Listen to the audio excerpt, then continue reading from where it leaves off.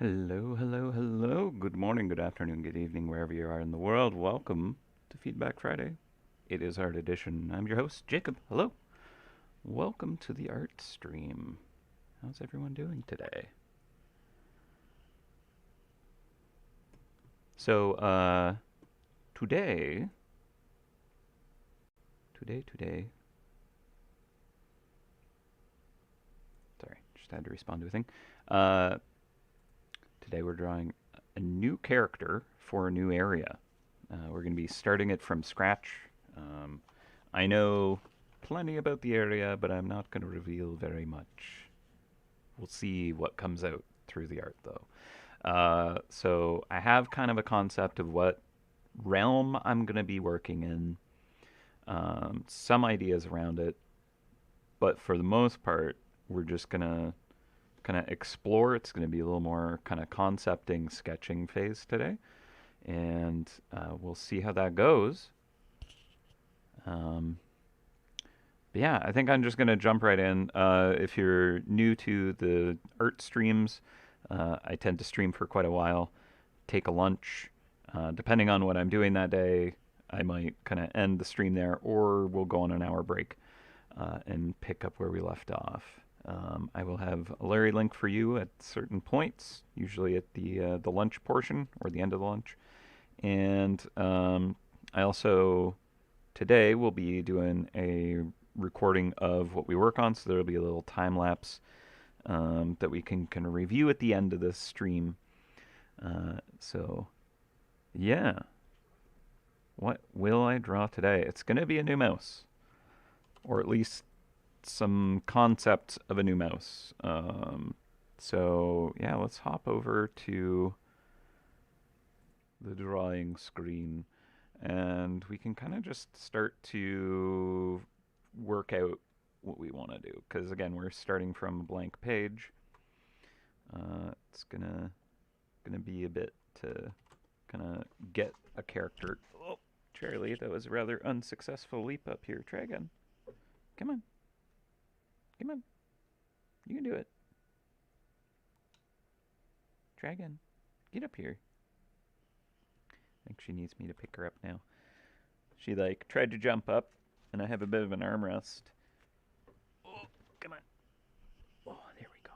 And my arm was on top of my armrest, which did indeed impede her from getting up here. All right. Okay. Okay. We'll just stay there on my lap. No need to step on my keyboard, please. Okay. So we're gonna start kind of with a really rough kind of sketch. I like to basically try and kind of really roughly sketch in some kind of pose. Sorry. Charlie is being very kind of just, what are you doing? Say hi, Charlie.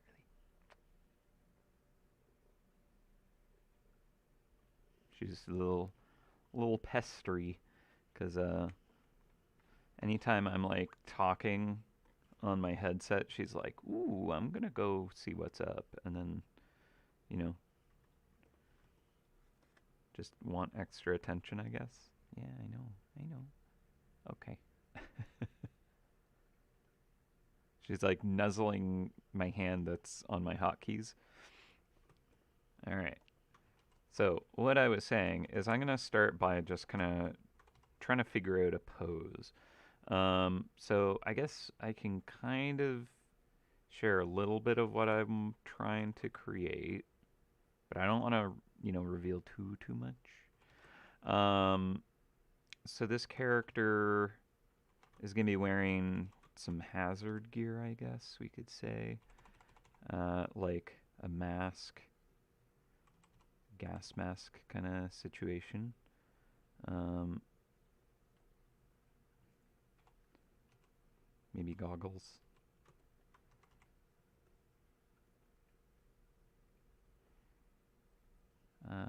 Let's see what else.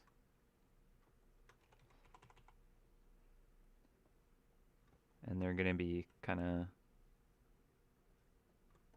working or claiming, stealing, pilfering, absconding with some kind of tank of something. That's kind of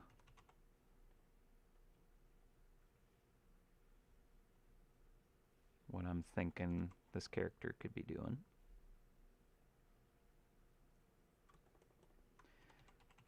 Something like that, maybe.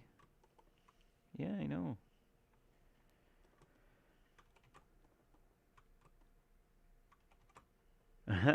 They're finally cleaning up the toxic spill area. Doubtful. Yeah. The new area is non-rift. I can confirm that detail.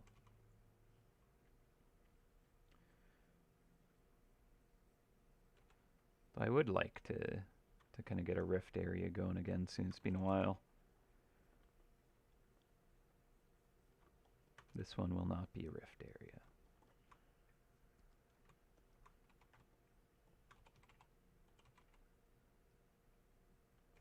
Alright.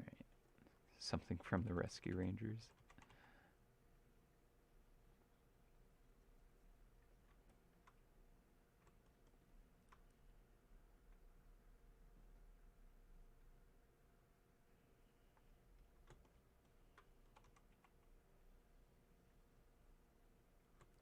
Okay, so I kind of want them doing something a little more than just kind of standing here holding a canister. Um, so it's not the most interesting pose there. Gonna try.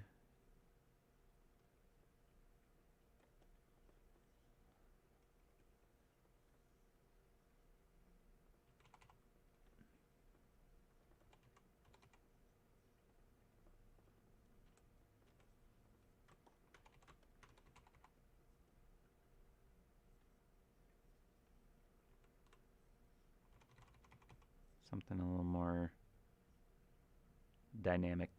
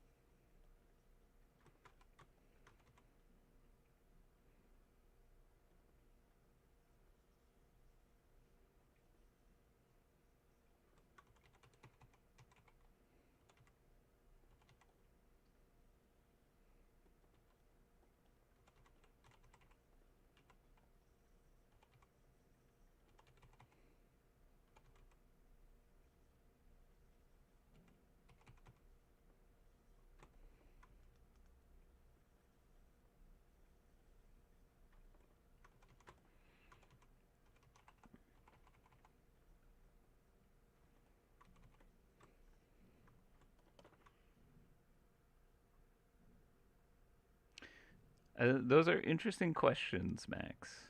Is a canister full/heavy, mouse-sized canister, or human-sized mouse? Those are questions that one can kind of often ask of the MouseHunt universe.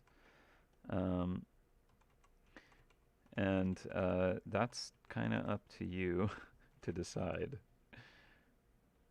Scale is a strange phenomenon that exists in our human space here, our earthbound kind of reality, but it may not exist quite the same in the MouseHunt universe. Scale is relative. Perhaps it exists in the fourth dimension,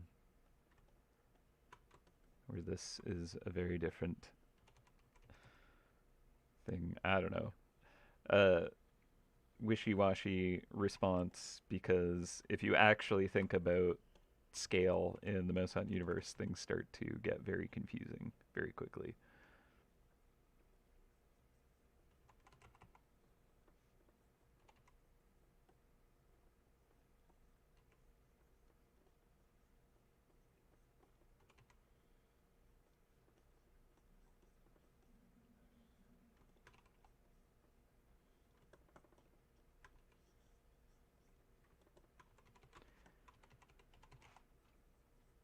You trying to get up again? Well, you just got down. Ellipse is a very bad angle there. This is going in this direction. The ellipse should be perpendicular to that.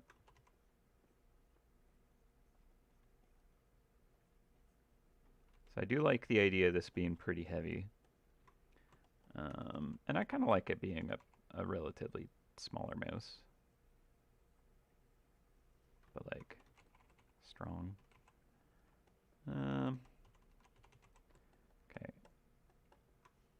I'm gonna try a few more sketches. This one's good, but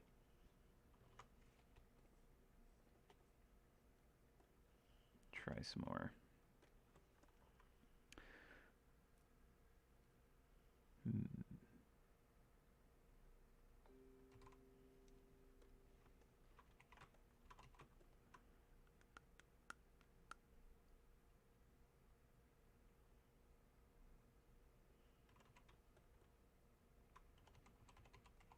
Could be like using the canister for something.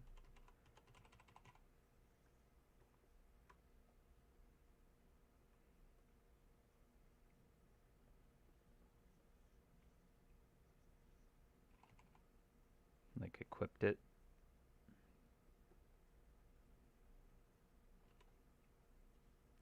Really big burly character, maybe.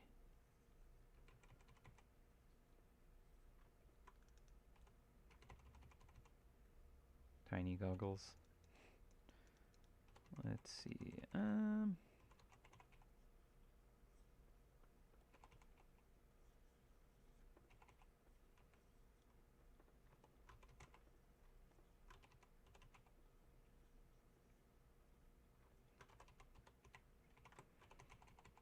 Like I kind of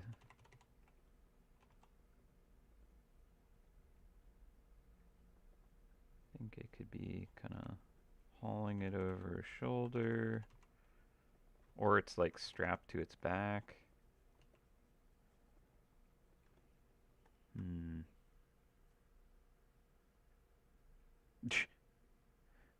When I think canister, I think of the improvised flamethrowers of youth. My goodness, that is quite the quite the thing. Who knew that hairspray could do that? Don't do that.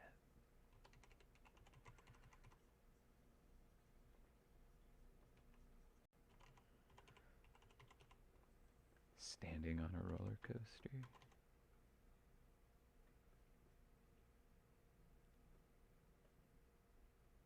Oh, rolling canister. I've heard rolling coaster.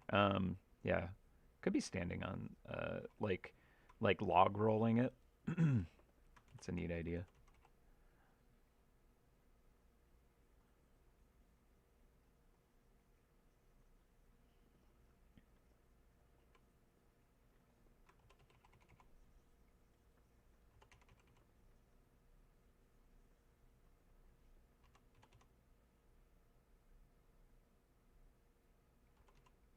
Now, are they just kind of hauling it? As I said, I kind of want them to be doing something a little more with it. But it's a better pose than the initial one that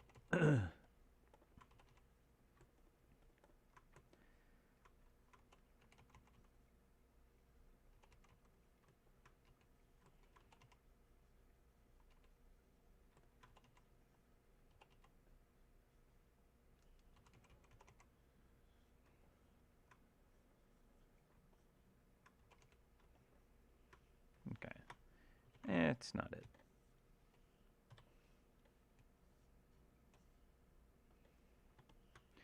All right, let's try this rolling canister idea.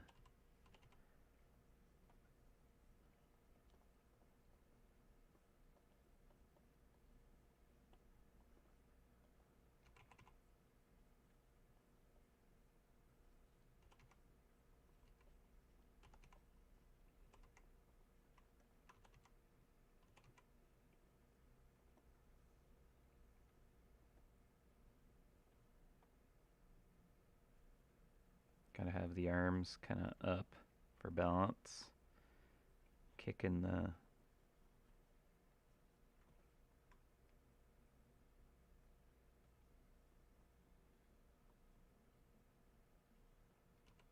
feet forward.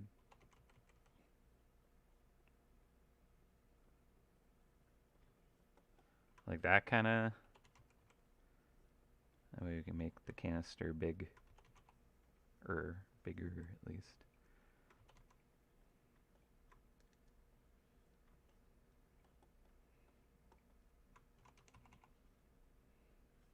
Little Karate Kid pose on top of a canister.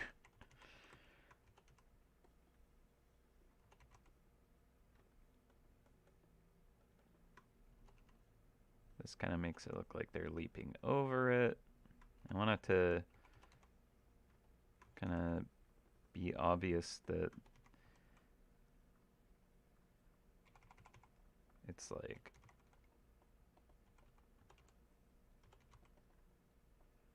rolling it along. But like the interesting thing is to make this work, they'd be backpedaling, right, to cause it to roll forward. So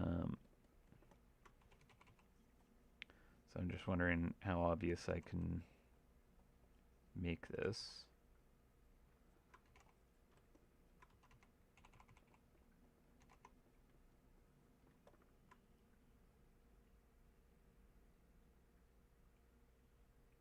It's a mystery what's inside. That's to be certain.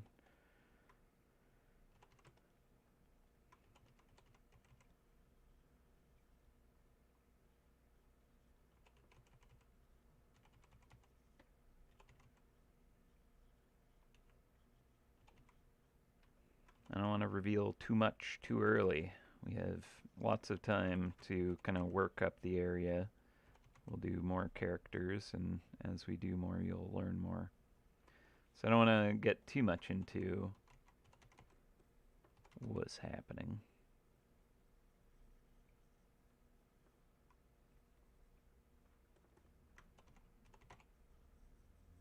Okay.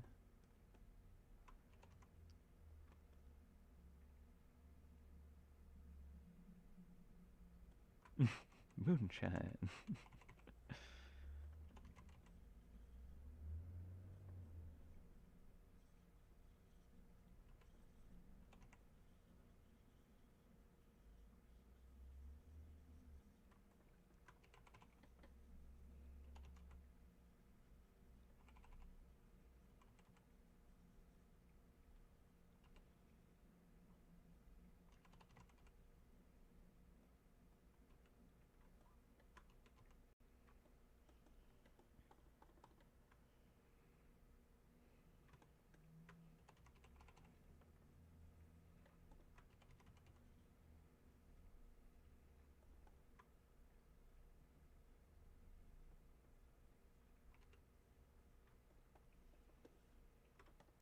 Okay, I'm going to lift them up a little higher off of it so their legs are less kind of compressed feeling.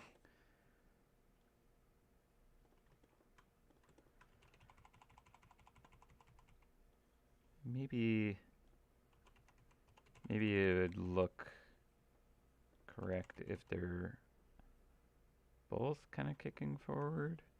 I don't know. Let's cut you to a different layer so I can move you up easily.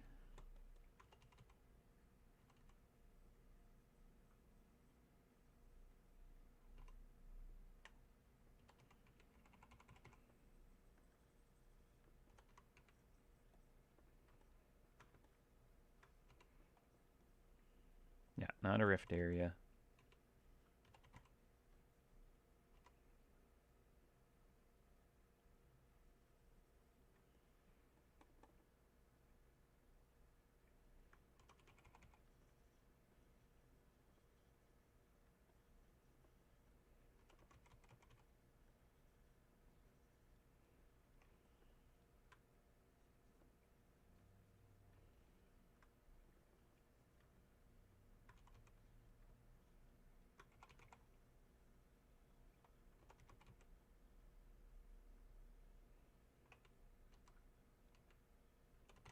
Hmm.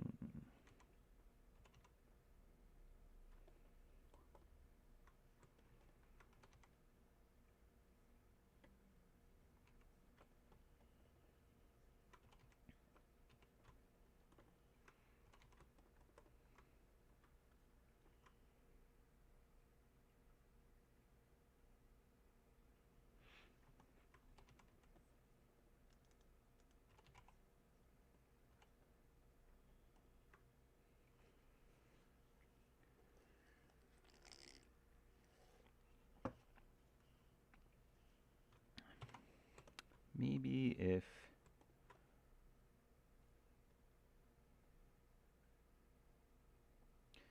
trying to make sure it feels like they're kind of like rolling it forward. Maybe I should look up references of log rollers or something like that. Maybe there's a certain pose that strikes that concept. So let's see. Definitely a Canadian mouse here.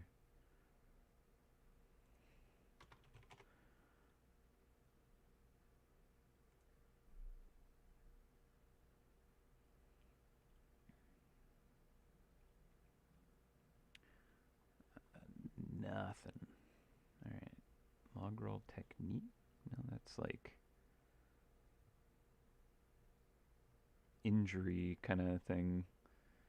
First aid. Let's see.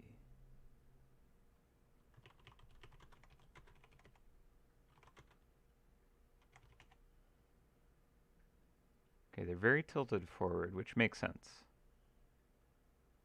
I guess if one foot is like all the images I'm seeing, there's like 1 foot on, and they're kind of leaning forward, which does make sense. If the foot is kind of like on the front of the log, that'll also kind of make it look a little bit like that.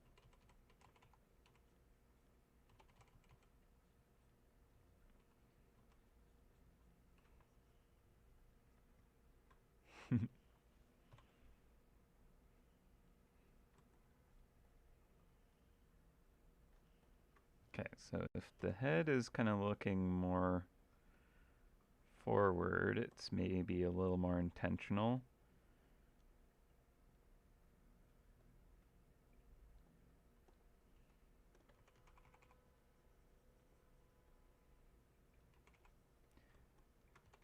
And I like the idea of stuff billowing behind, because that'll kind of like show fairly good momentum.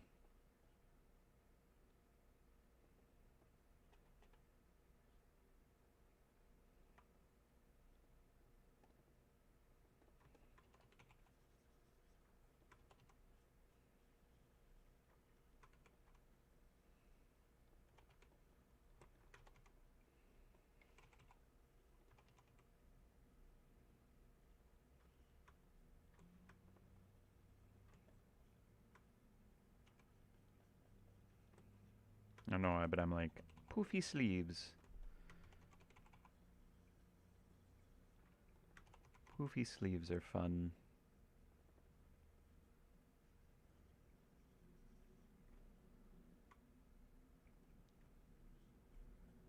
Catch the wind, my friend.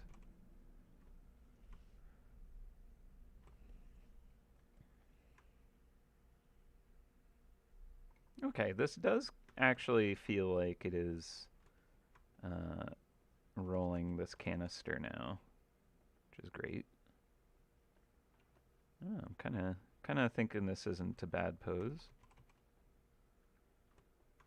It's a little more interesting, like storytelling wise. Like, why is this mouse rolling this thing? Um,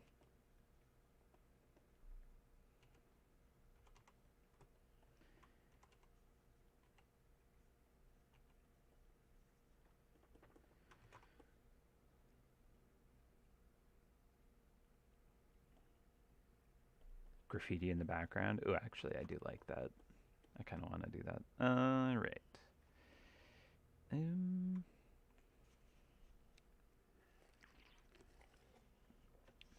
Kind of thinking I'll have it facing left, to be honest. Let's go this direction.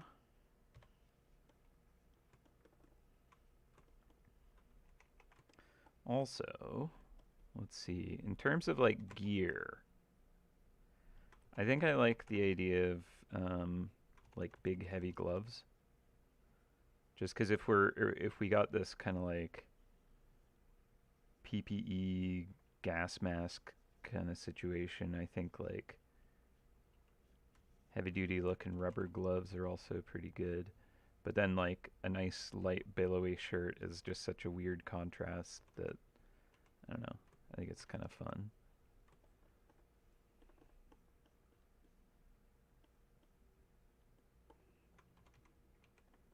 We may not go with that in the end, but it's just what my brain is like, try that doing.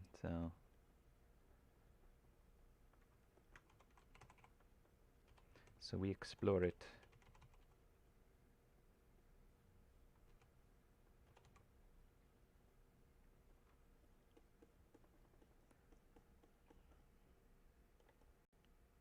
Any branding on the canister? Don't think so. Not that you'll get to see anytime soon, though. Hmm.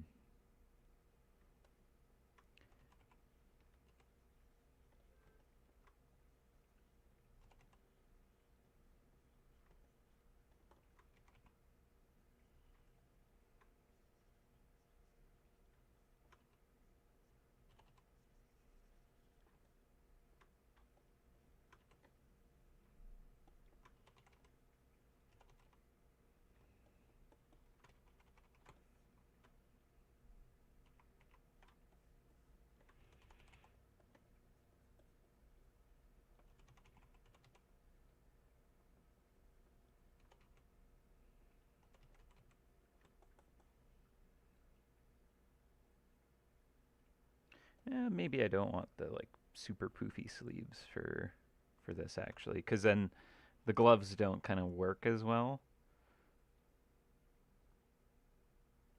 Maybe like a nice vest or like I kind of got a vest thing going. Yeah, I'm gonna make the sleeves not poofy. Maybe the pants are poofy. I kind of want one thing that's poofy. If the whole thing's poofy, it's kind of not right. Um, I think. But yeah, I think these gloves are kind of like a fun idea.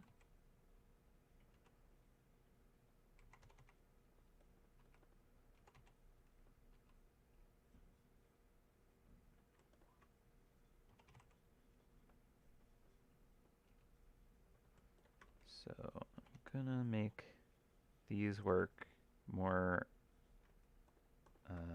as the kind of like priority of elements. And then, let's see, get the shoulder.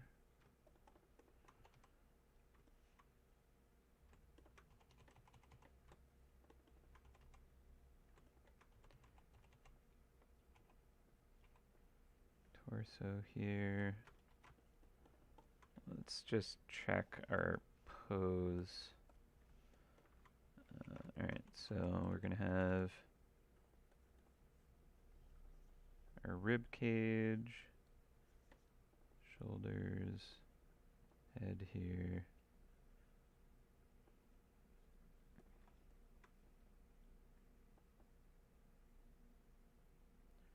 Arm can maybe go a little further out. Spine and hips, and we'll have, we can do a little more contrapposto pose, so like the hips tilted this way, the shoulders could be tilted up more.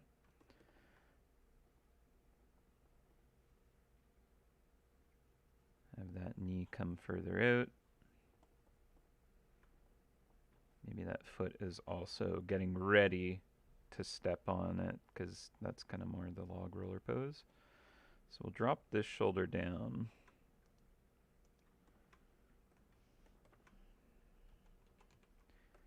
See how that goes.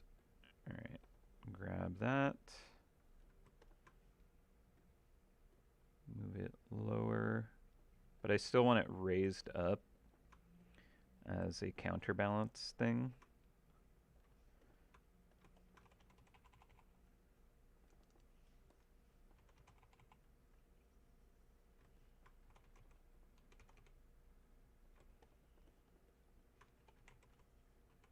And yeah, the elbow is closer in here.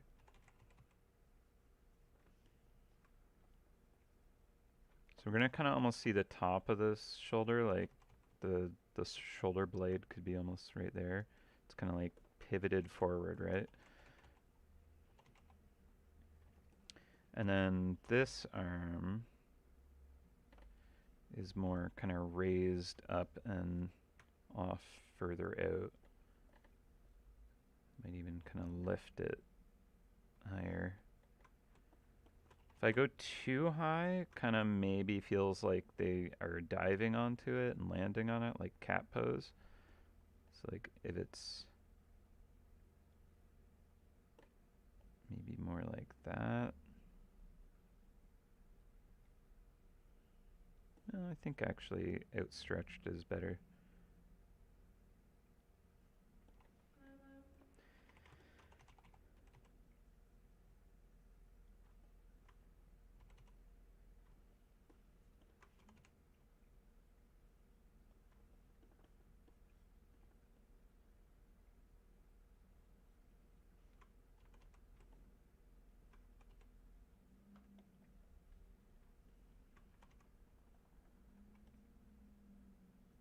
Okay, and yeah, I do want this kind of vest, because that'll help break up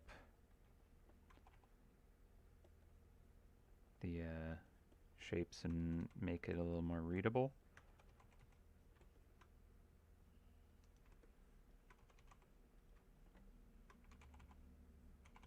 The underside of the vest here.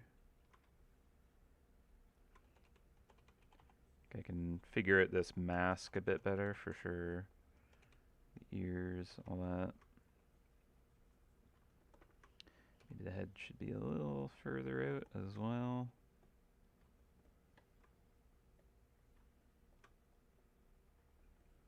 They're very practiced at this. So do we lean forward to kind of like go faster maybe?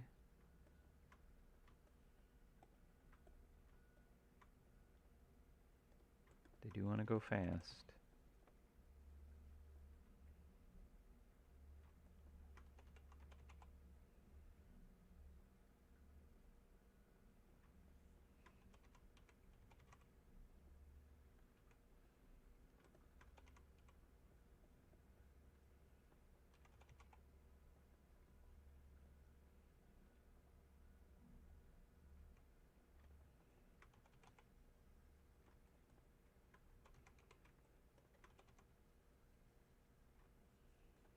Okay.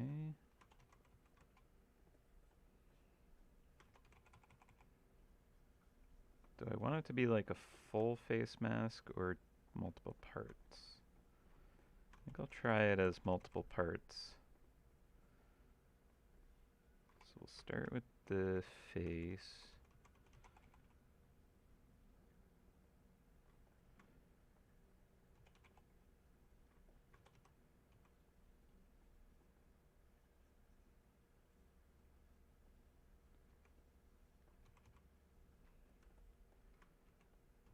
Some goggles.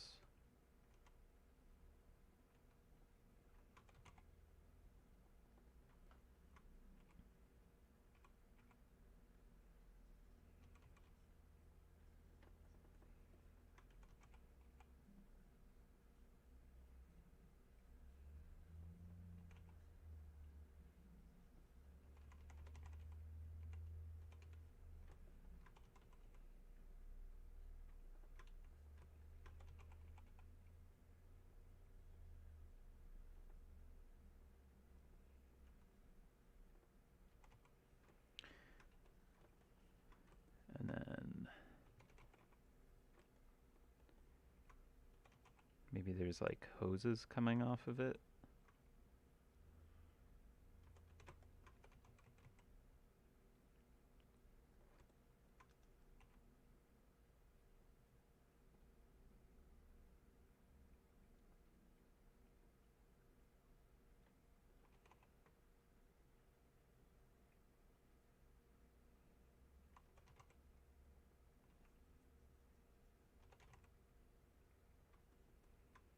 Hmm.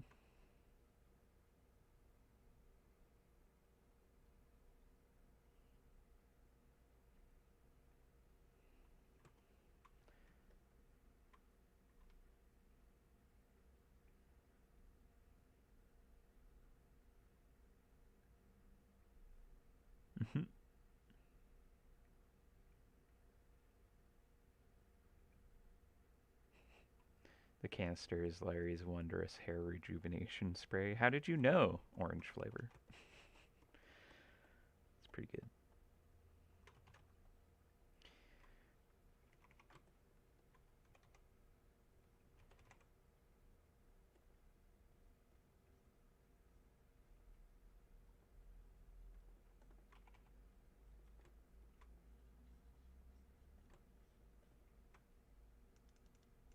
I don't know if I want the hose, actually.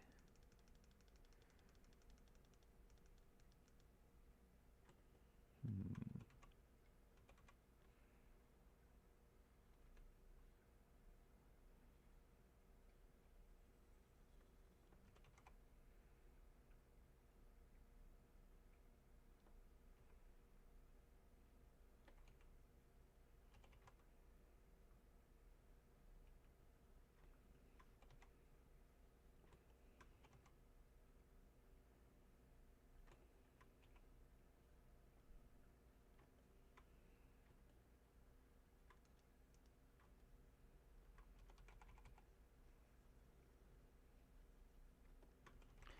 Sorry, it's a bit of a quieter stream today. I'm just kind of like fixated on trying to solve this character, you know? And since there's less that I can actually reveal about who they are and what they're up to, I kind of like have to be a little quieter on my thought process, I suppose. Normally I kind of ramble about what I'm thinking and such, so just a little more reserved with that today. But hopefully this is interesting.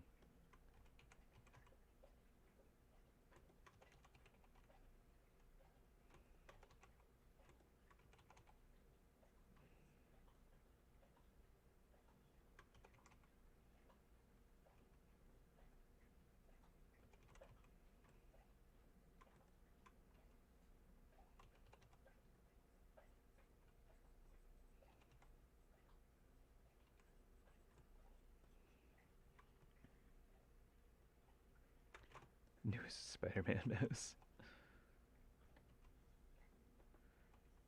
It's got a bit of the vibes, right?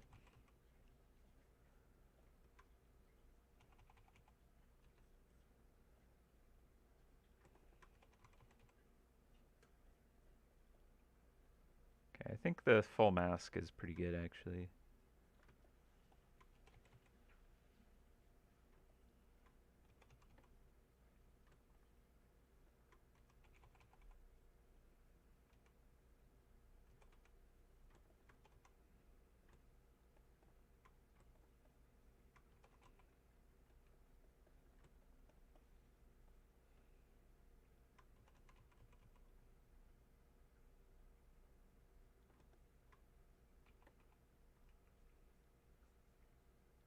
Have the canister sticking further out, I think.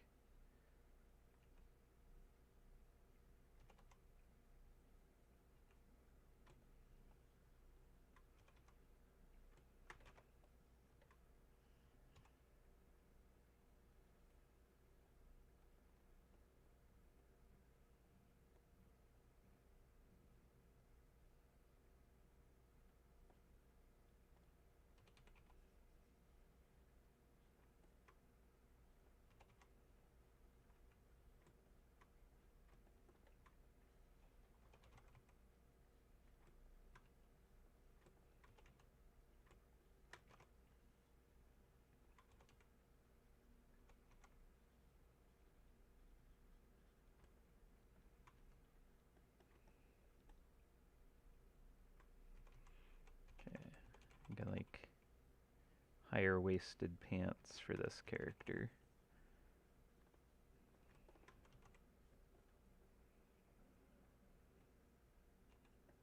Especially if they're kind of like puffier parachute pants kind of style.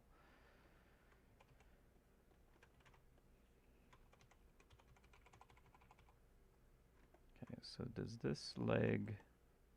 I think that's a decent position for the back leg. It's like ready to kick the barrel, right?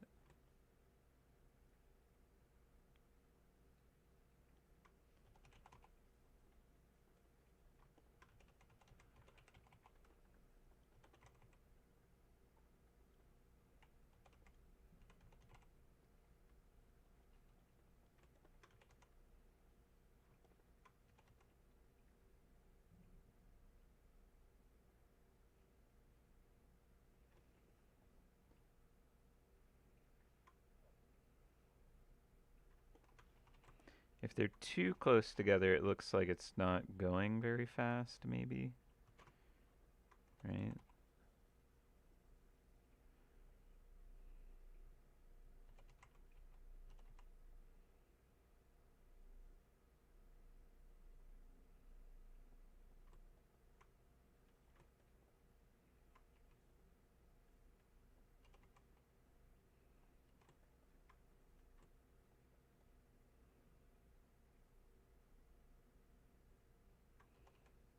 How would it look if it had a foot just actually kicked out?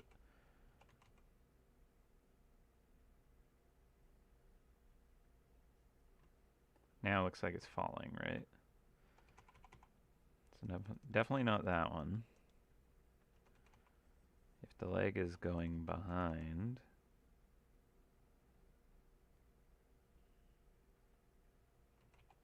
that could potentially work.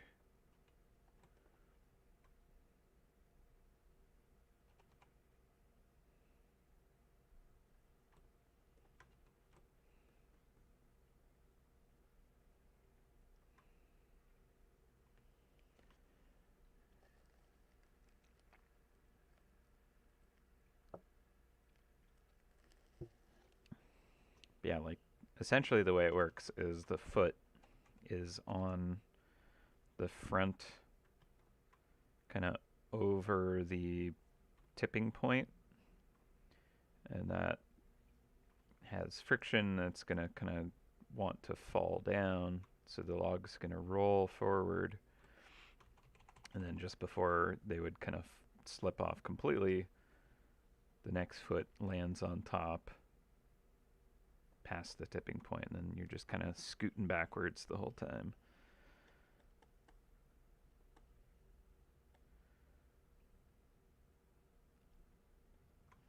So like maybe I'll even have them kind of really obviously far forward on it.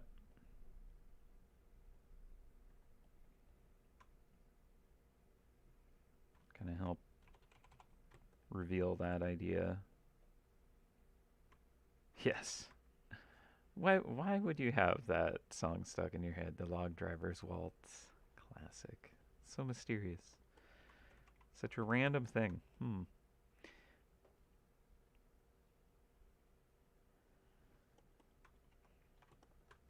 Yeah, I'm thinking this is a pretty fun character.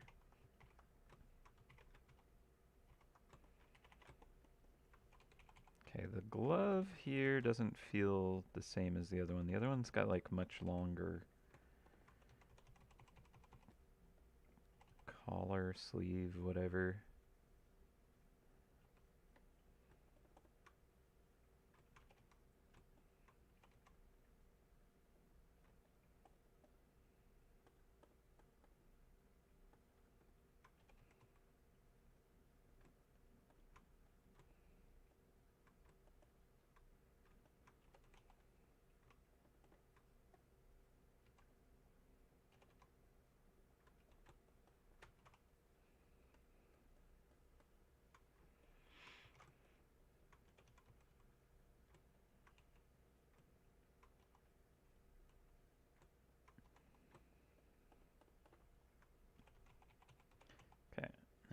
poofy parachute pants.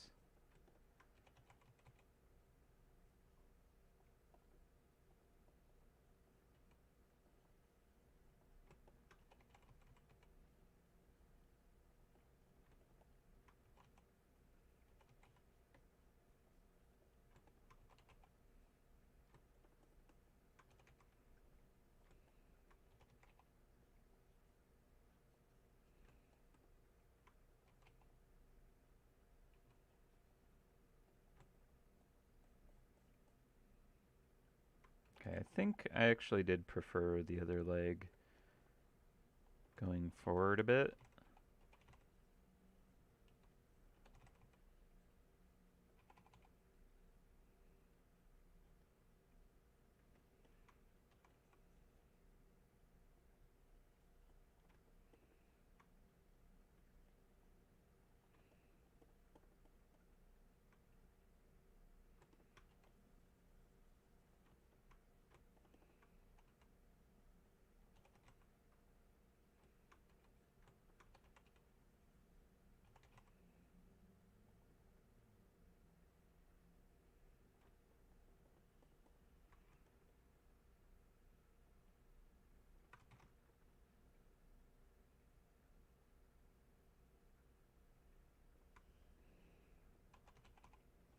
Maybe the knee isn't quite that far out.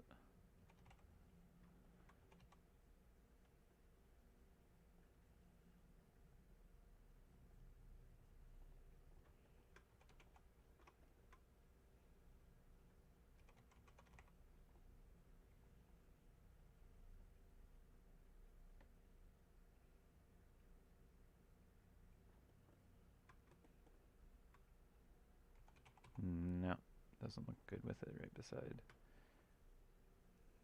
It's a tricky one. Alright, let's see what this...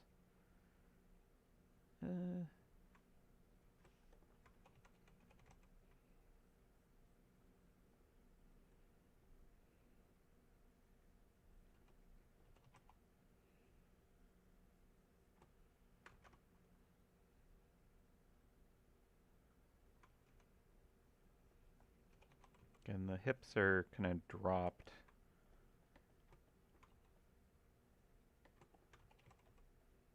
On one side, right? Kind of like that.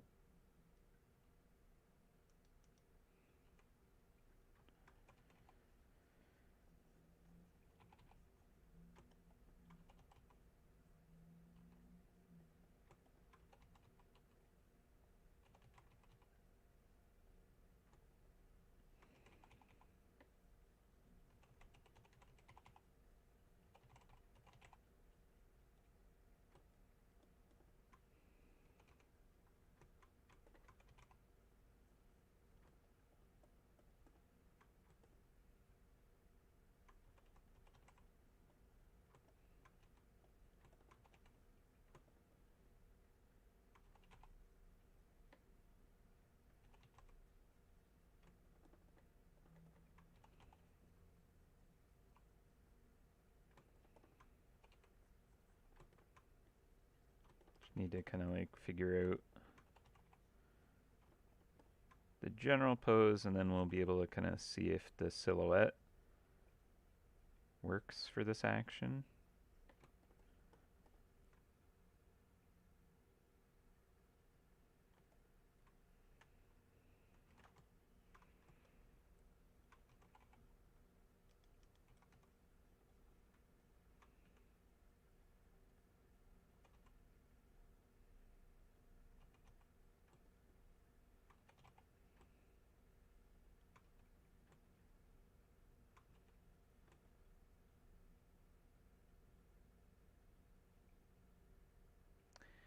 Hmm.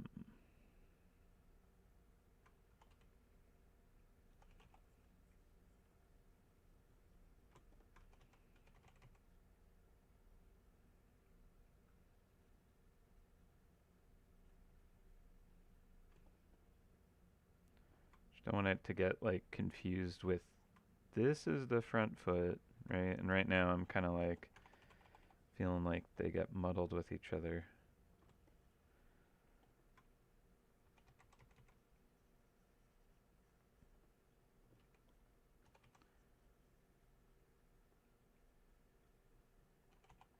far enough back.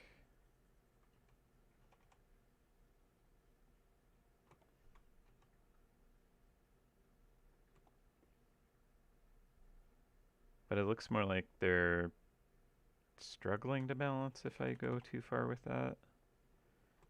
You know, the legwork is an interesting challenge, and this is where it kind of like looks correct or not. I mean, again, in every single kind of image I can kind of find, the feet are actually going to be very close together because of the like very quick kind of step, step, step, step that you have to do.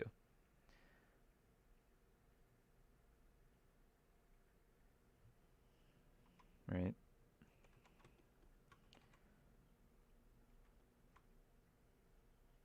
So if anything, it should be more like this. But it doesn't necessarily look like they would have the speed down correctly. So I think it's a tricky one. Maybe something a little more like that.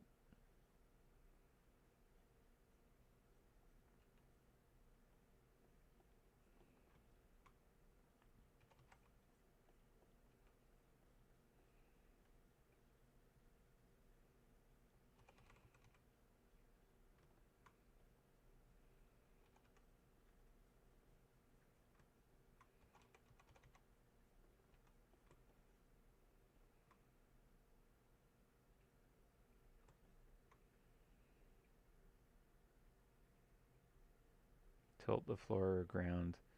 They could be like rolling it downhill as well, right? Hmm. It steers using its tail. I like that.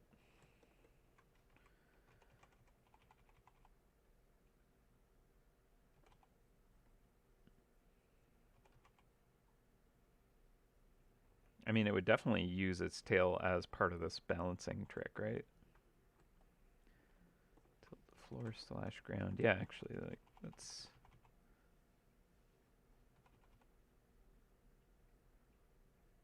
gonna have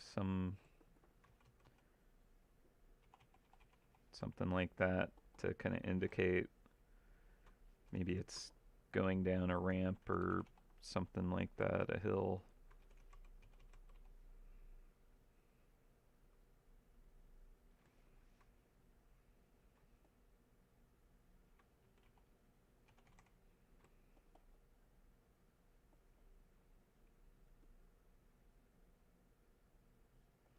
That might not be bad. I think this would be like the foot is picked up quite a bit.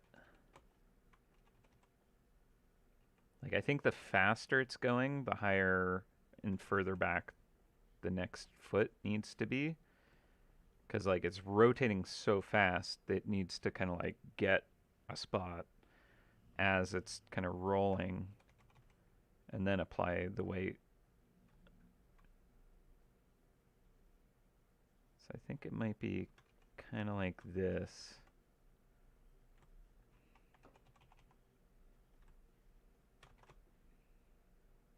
That seems a little bit more like, okay, they're intentionally positioned this way. It's less stumbling, maybe. They're going for speed.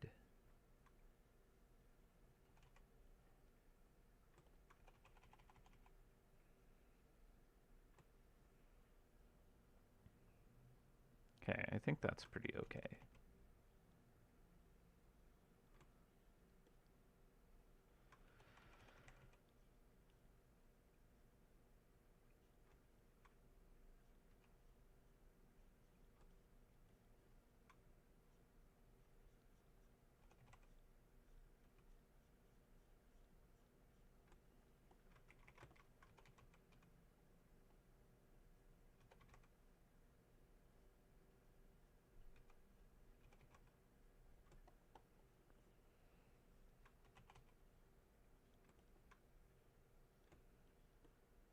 Yeah, let's have this vest or jacket or whatever it is. Kind of really fluttering in the wind. And if it's a bit longer, I can kind of have it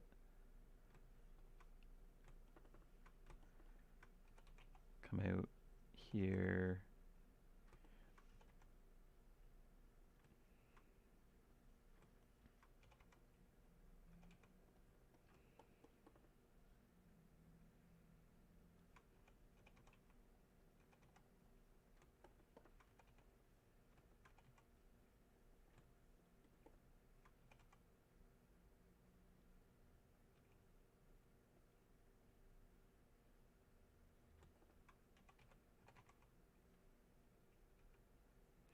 Depending on the material, maybe it would have a little kind of roll here if it's thin enough.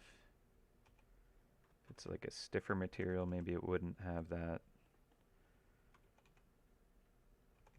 wrinkle there. That fold be so tight, right? Just kind of implies it's a lighter material.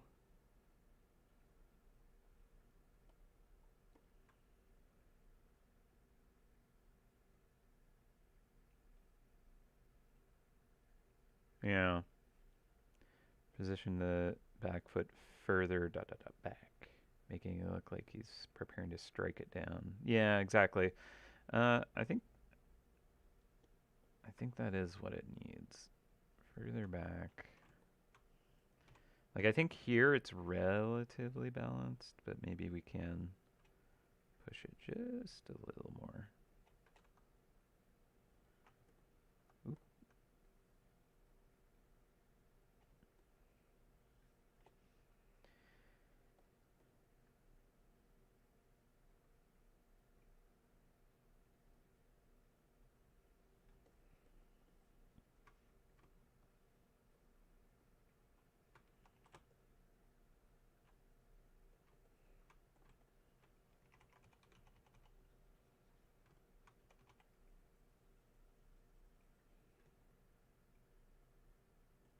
Bigger canisters? Could be. We could play with that.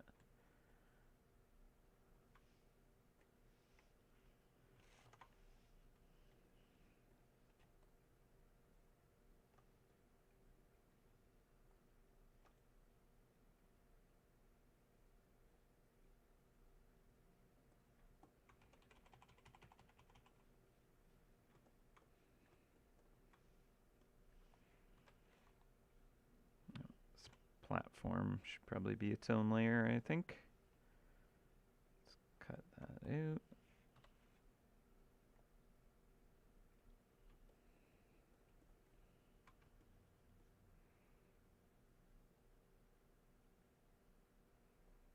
Yeah.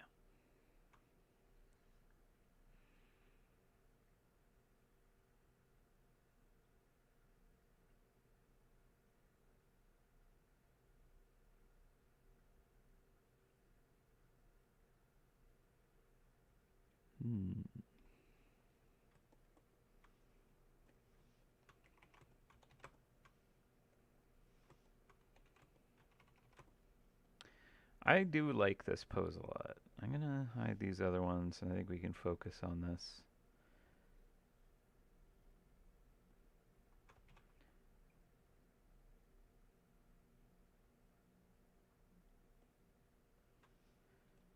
Do we feel like this pose is making sense?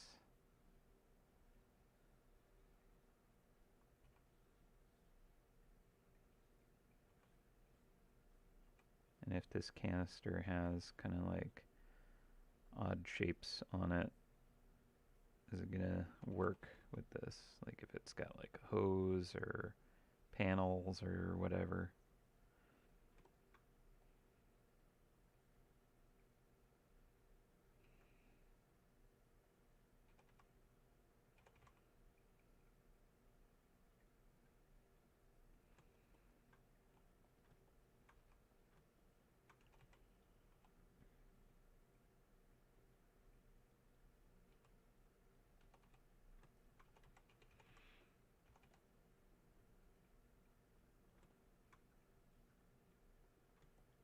Could have some big dings and dents in it due to being kind of rolled around like this, I think.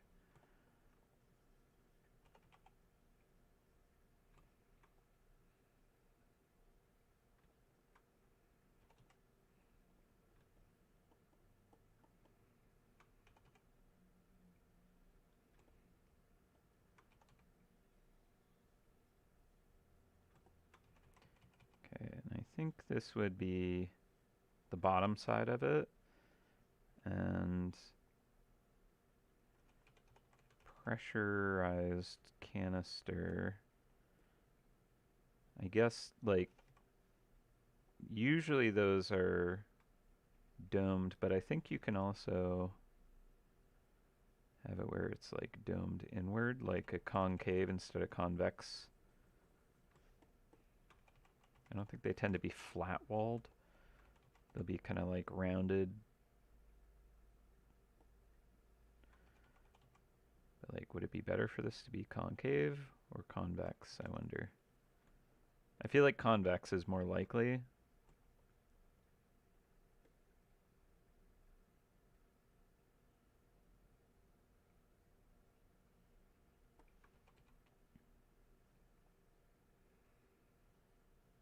Like pretty much every tank I think of, it is actually concave or convex.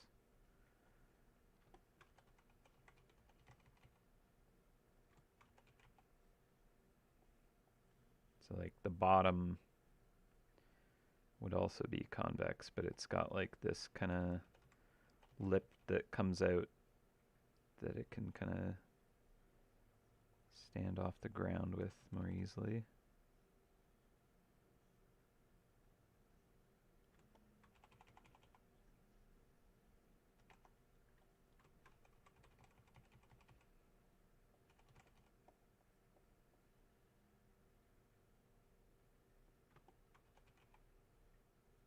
I don't know.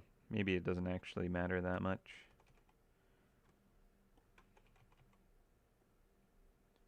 Maybe a lot of them do actually have flat bases. I don't know. They tend to have like a cap style looking thing. And part of me wonders if that's just kind of hiding this roundness, because you can't balance it on the roundness, so you have to add this like bottom part to kind of stabilize.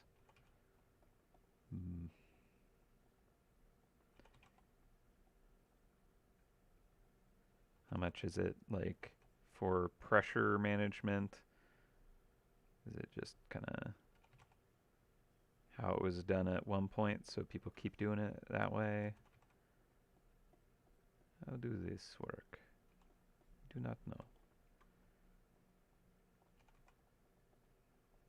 I am not in the heavy PSI industry. I do not understand.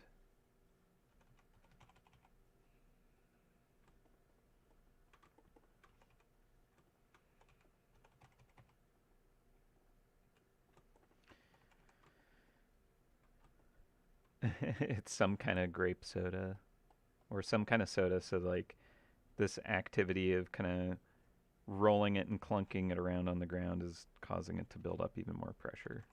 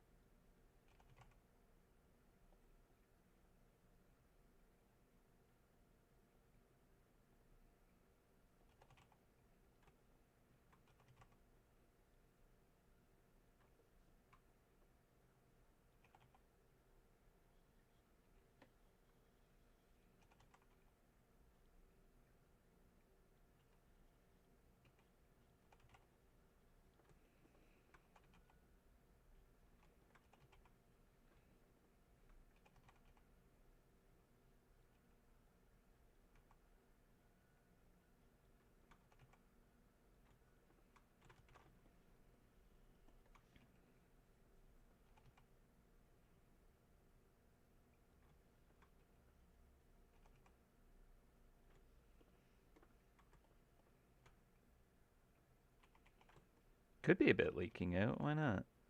Actually, I kind of like the idea of there being like patches on this thing.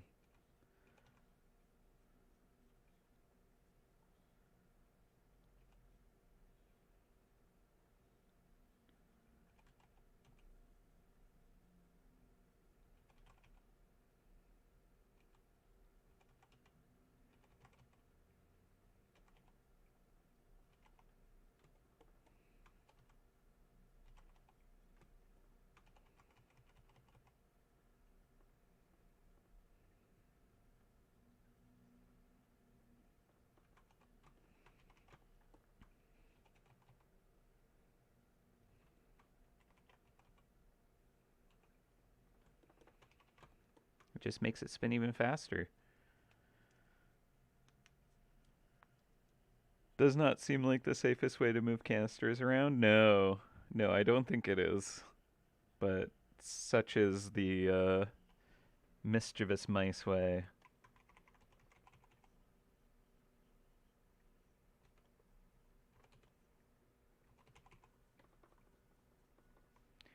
They don't exactly care for the rules or doing things in a safe manner.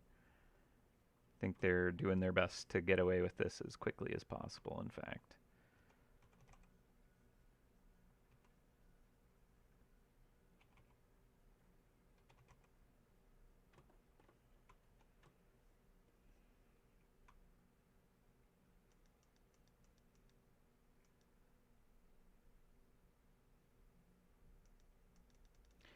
This ribbon here. I think actually I'm gonna shift it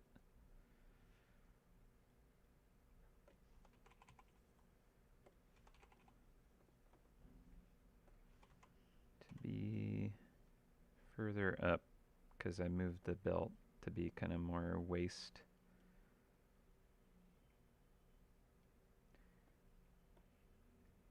Need to avoid it being kind of like too much interfering with the tail, you know? So I'm going to actually shift the tail a bit, I think.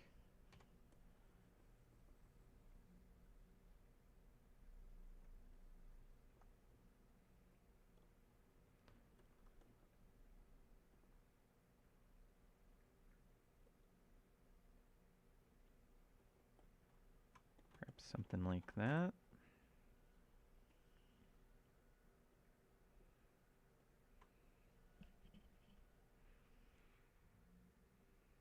Canover.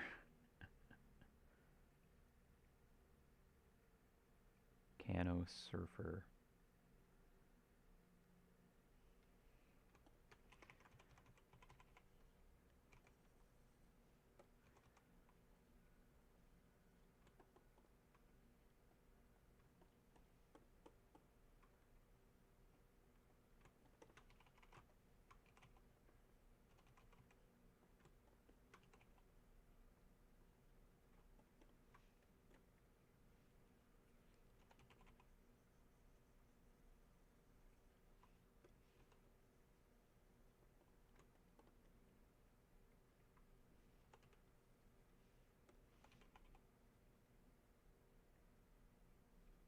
Definitely want this thing to kind of have a bit of airborne feeling to it.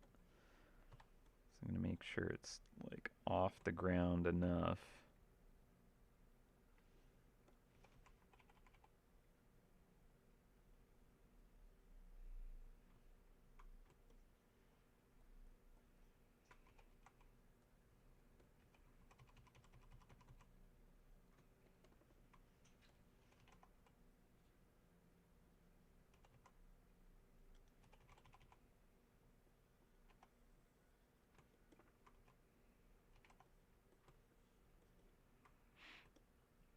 Yeah.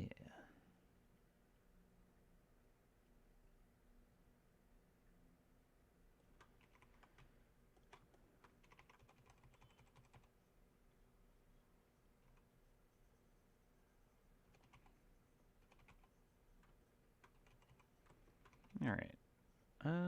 Let's see. In terms of values, do we want to do a quick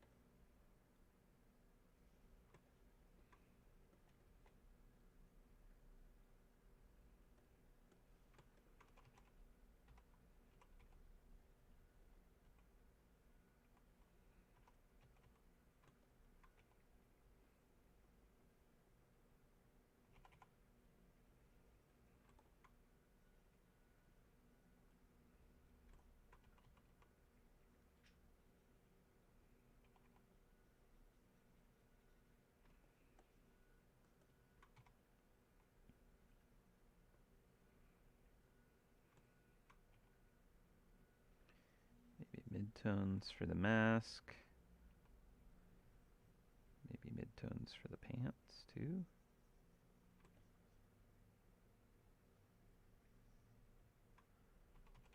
But the belt could be a bit brighter maybe. The gloves, the canister, or like the filters on the mask. Leg wraps, shoulder wrap.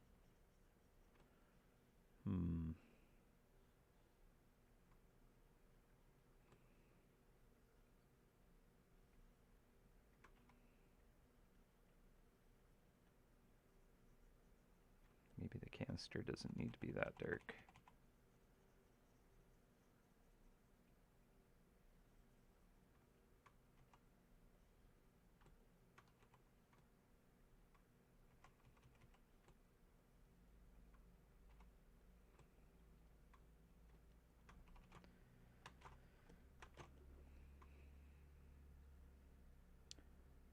How do I select which color to pick your grays from?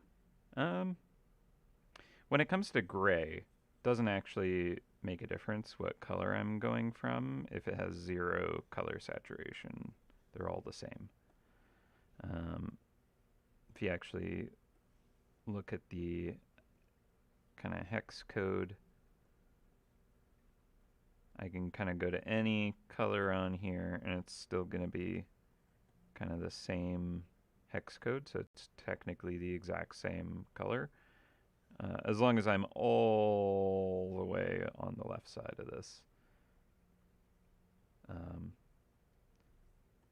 So changing the actual hue doesn't make a difference on that. This is just for like grayscale though, right?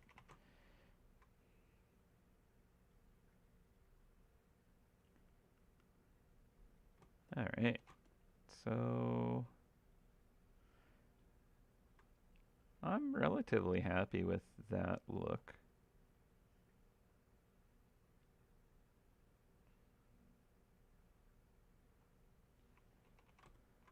Let's see, can even do a little bit more.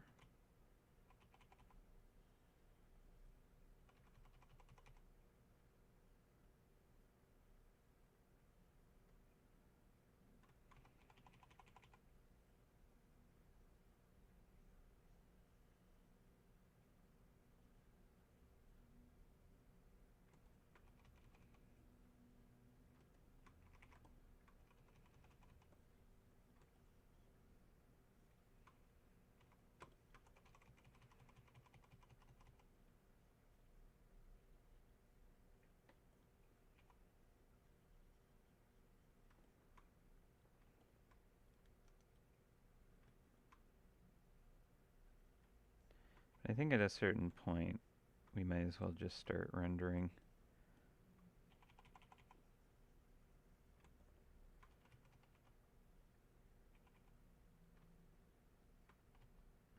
To figure out how we want this to look.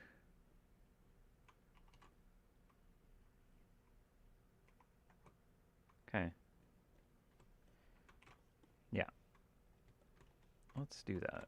I'm gonna scale this up to kind of fill the space a little better.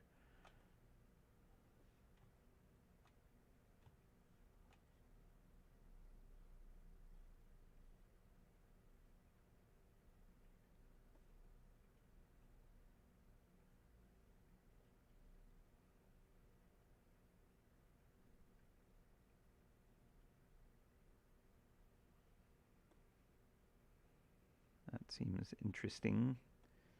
Maybe the ground will be even lower.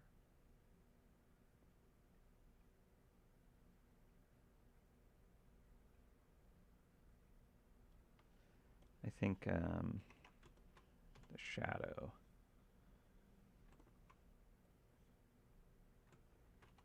If the shadow is lower, it's going to look higher up.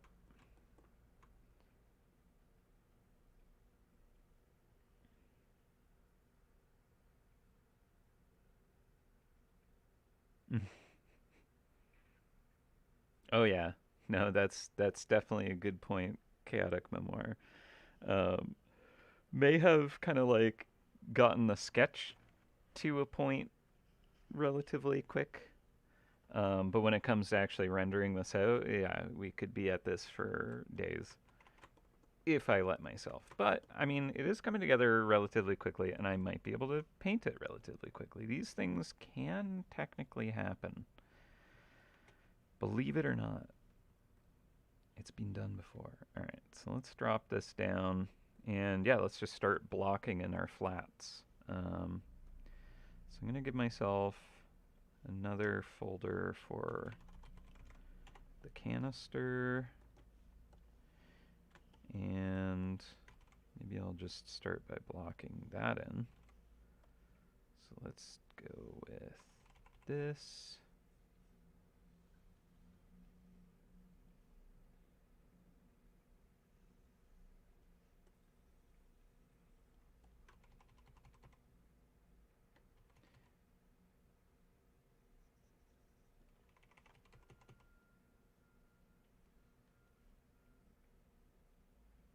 We can maybe even like put like a little dent in it here where the silhouette is a little bit more deformed. That'll kind of help sell this little hole here in it. Definitely a beat up canister. Let's do maybe different color for this.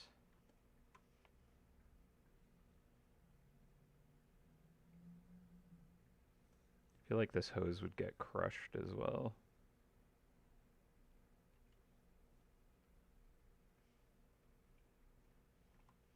And some kind of in-between layer for the greeble.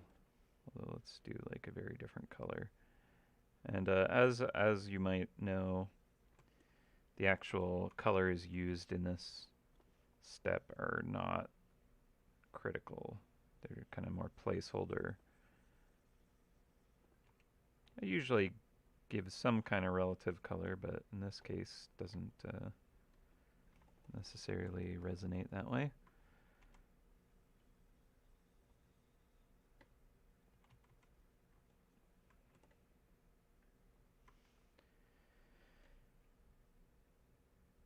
Okay, we'll worry about that a bit later.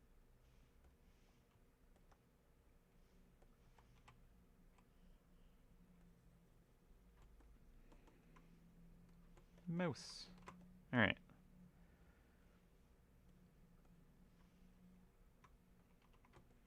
Start by blocking in kind of the body.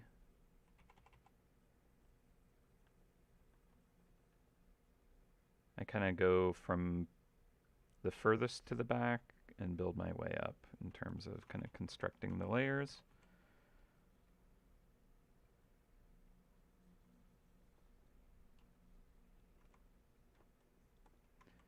Back foot, I suppose the tail could be here as well. Okay, and then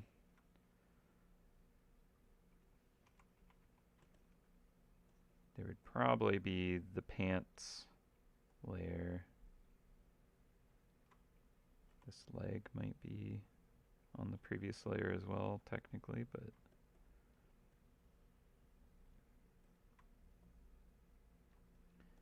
we'll just go with it this way. All right.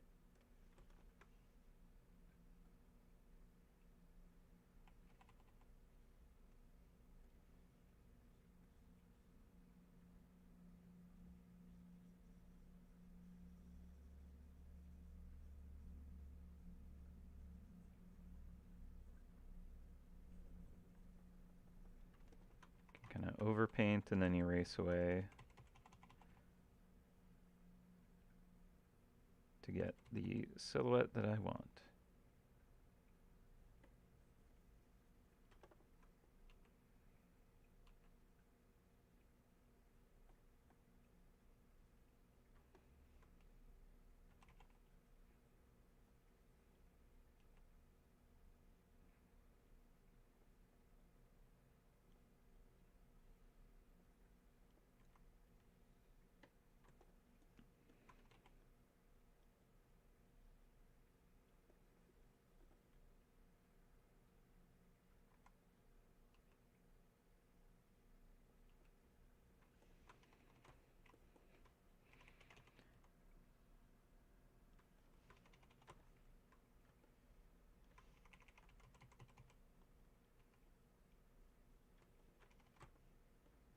Okay, and then let's see, jacket maybe would be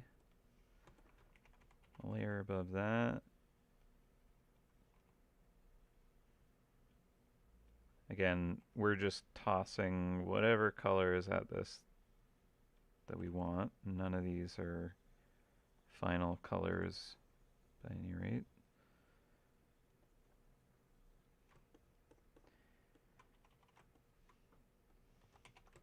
Darken that just so I can see it a little better.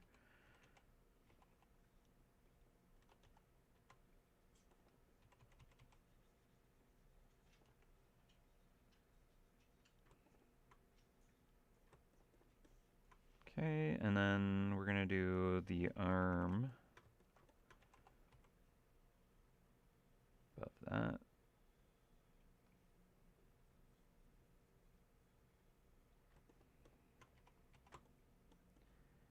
Probably the head would be on this layer if we wanted to be more layer efficient.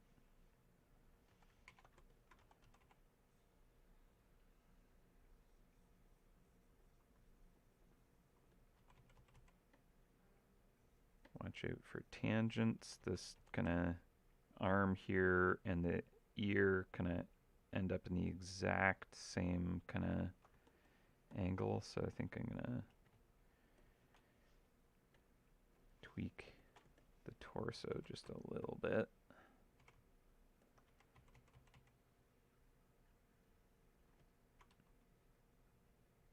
So that overlaps a little nicer, more intentionally. Okay.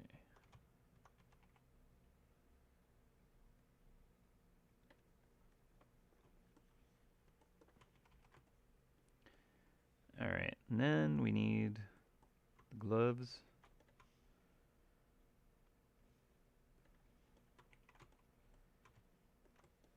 Let's go for an even lighter color here. Hard to see. Okay, there we go. Hard to see on this background.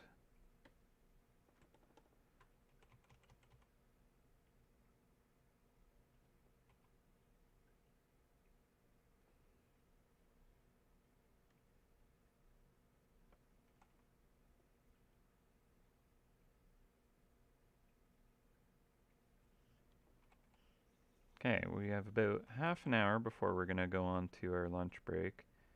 Making pretty good time. Usually we would just be starting the block-in process.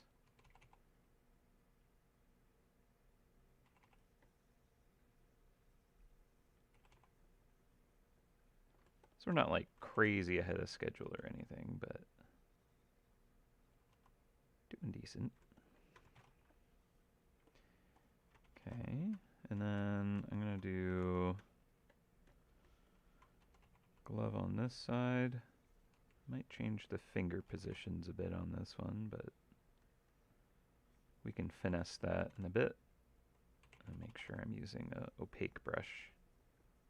It was not.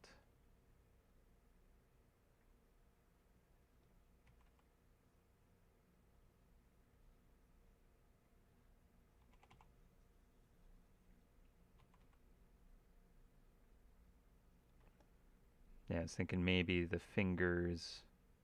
Right now we're seeing more of the palm side. Maybe we'd see more of the top side of the hand, but we can mess with that in a bit.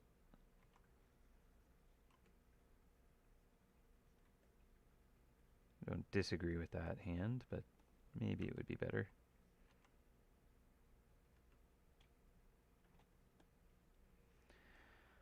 Alright, I'm going to do the mask as a separate layer.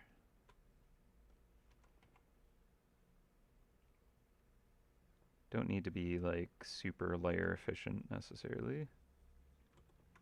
I just think the mask is going to be complex enough that it's probably going to have several layers of its own that I'll need to mask to it, things like that. So I'll put you in a folder because I have a feeling I'm going to need multiple pieces to make that mask look right.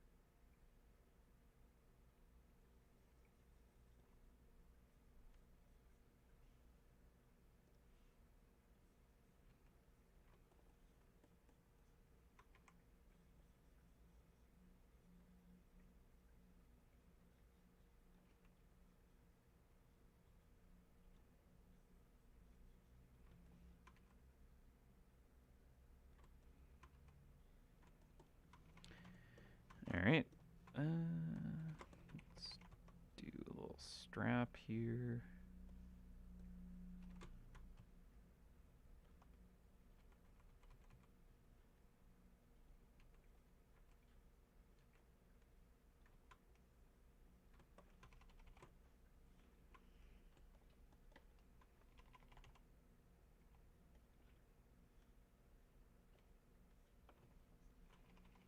Sure.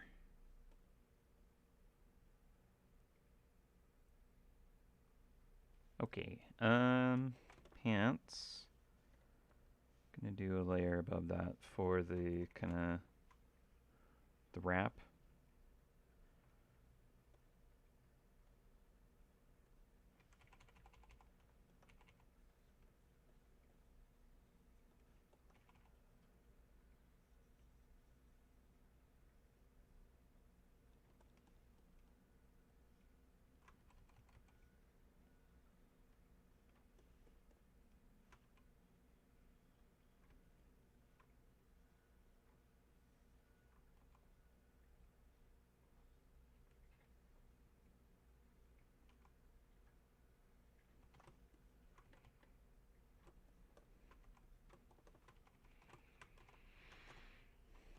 Let's take a look at this in grayscale as well.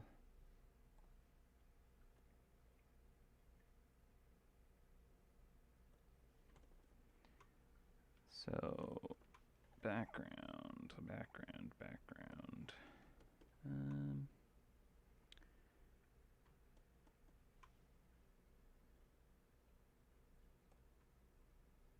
Probably have to pull up some reference for that.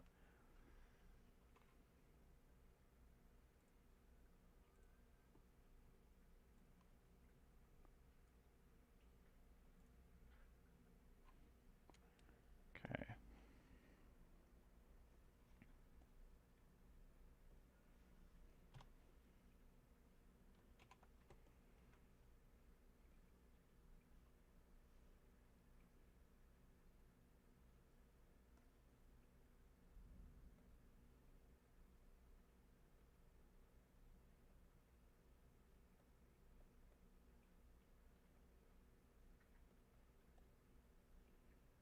Do not want the rainbow one. What do I have?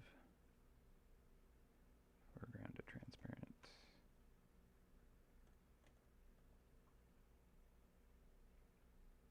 How do I get just...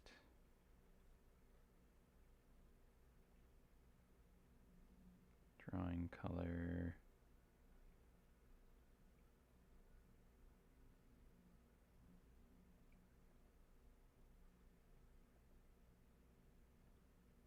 Okay. Oh. New layer.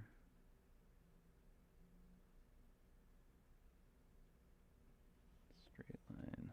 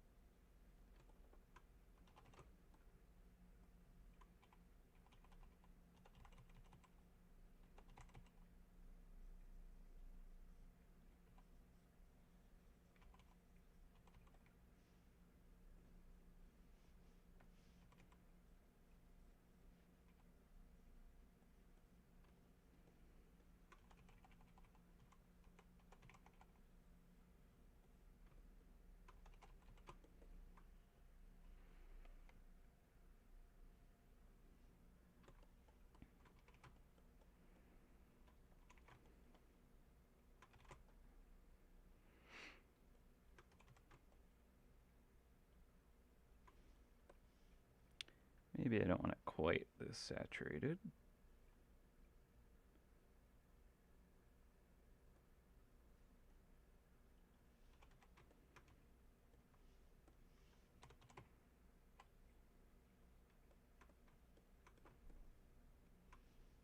I think I want it a little brighter too. Because I need to be able to have the shadows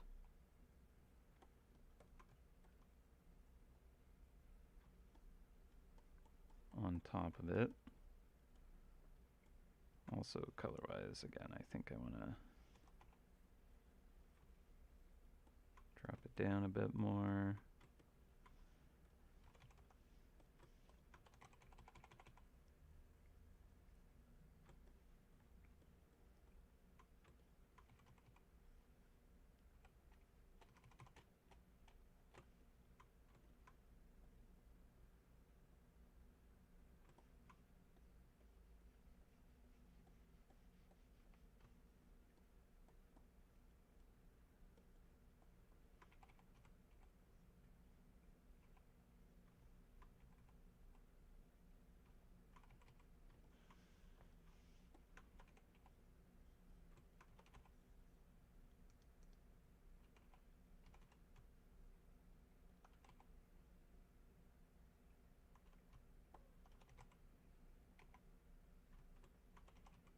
Okay, well, I can definitely futz with the background later. For now,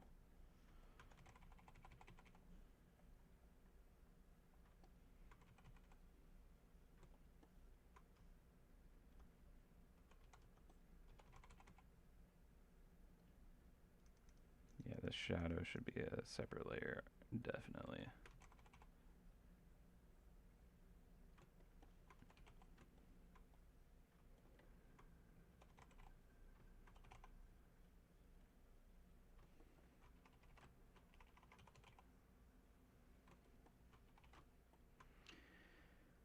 All right.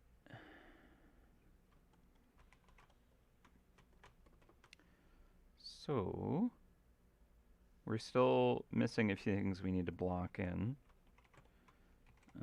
Like the ribbon on the belt. Here.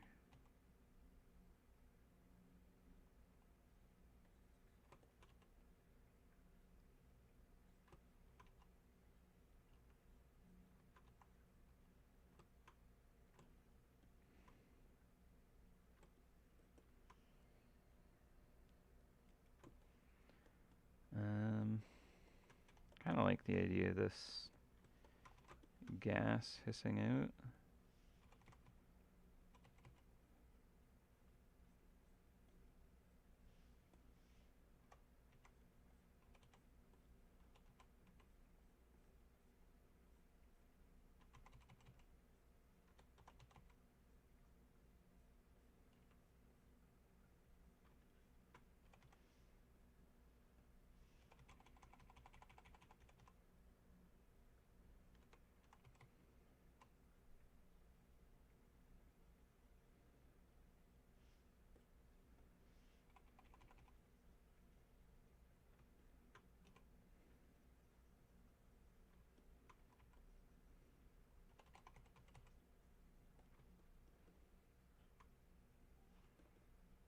And actually, I feel like because of the rolling action, this should be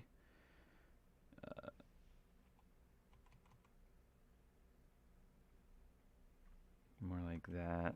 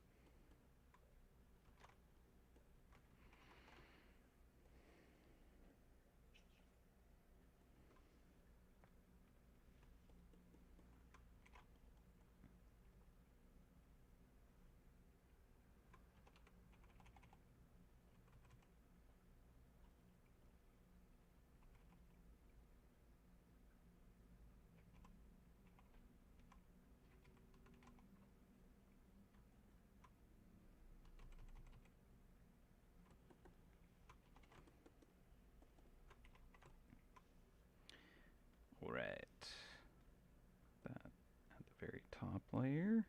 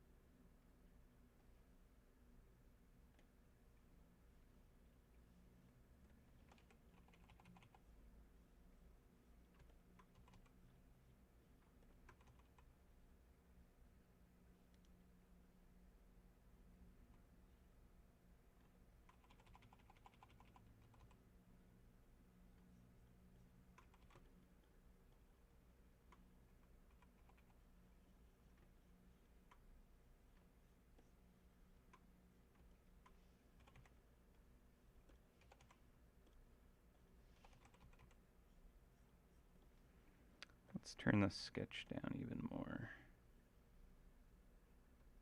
Bring it up to about 12%, let's say.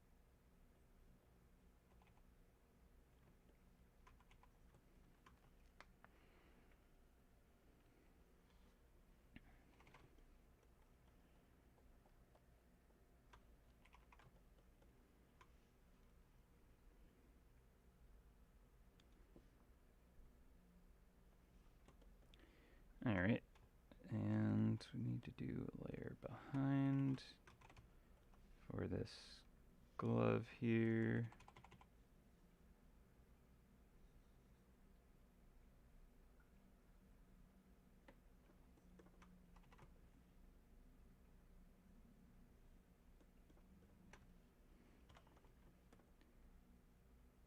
Okay.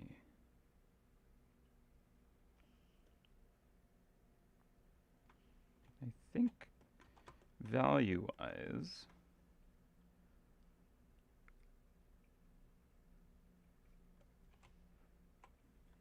gonna lighten up the pants.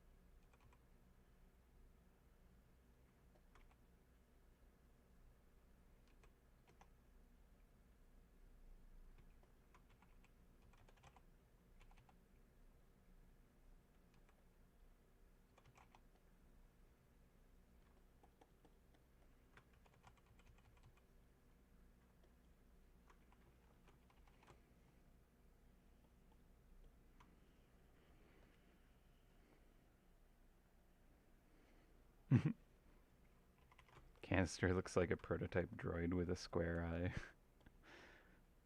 They are basically canisters, yeah.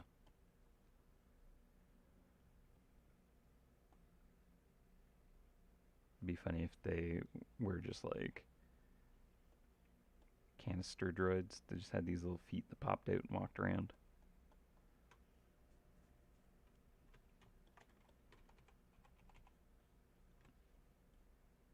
Don't hate that idea. It's pretty fun. Alright.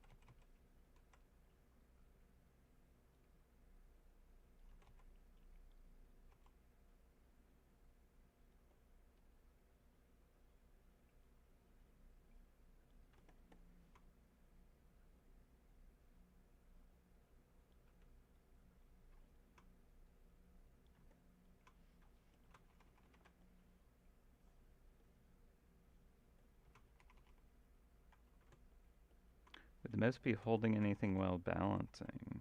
Maybe.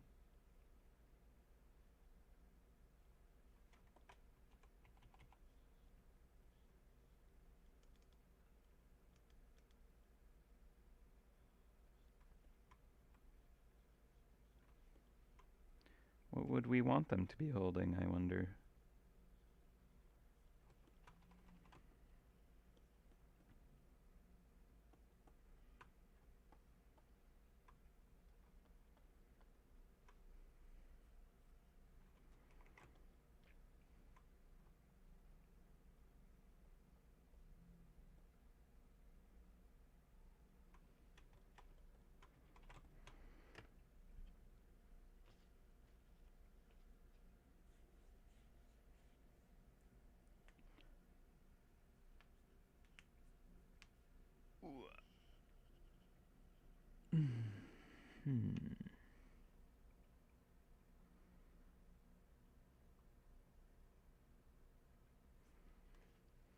I think I want like some more flair on the character.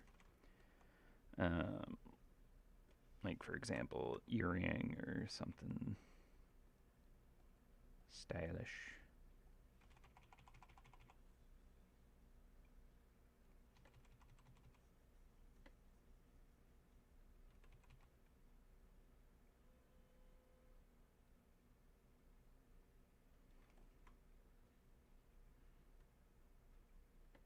I feel like this character is definitely a bit of a show off if this is their style, right?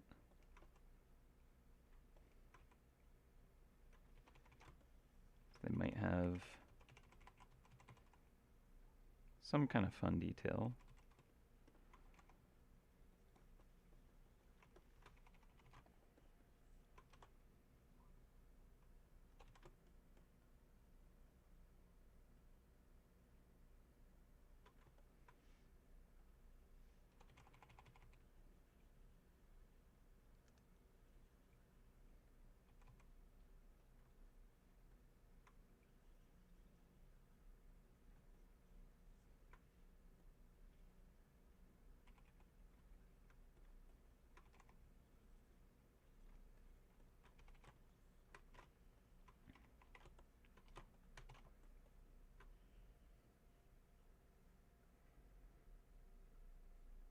Piece of stolen cheese, necklace with a tag sticking out.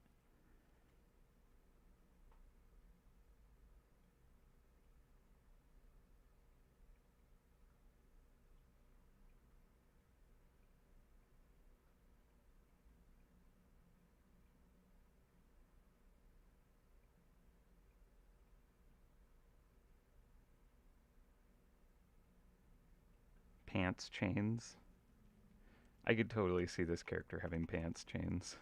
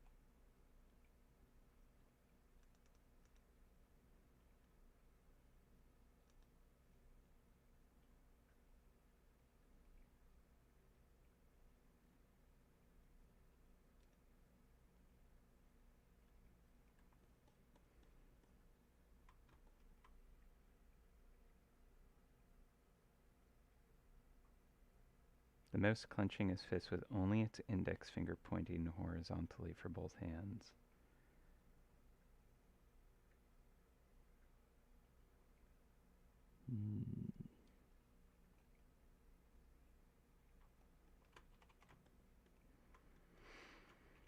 I think this hand, maybe I do want to try the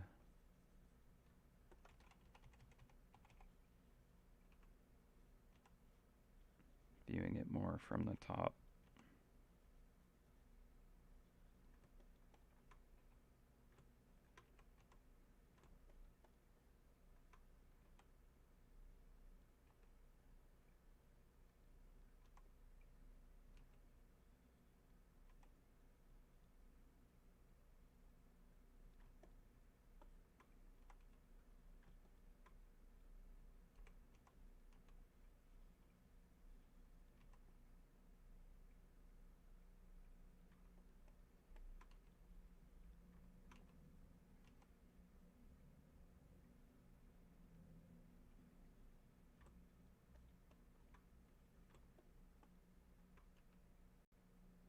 Just curious why the pointing fingers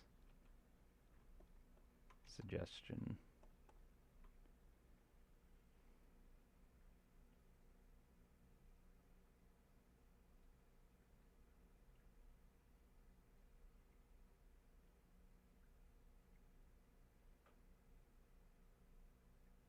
Is it like a balancing trick?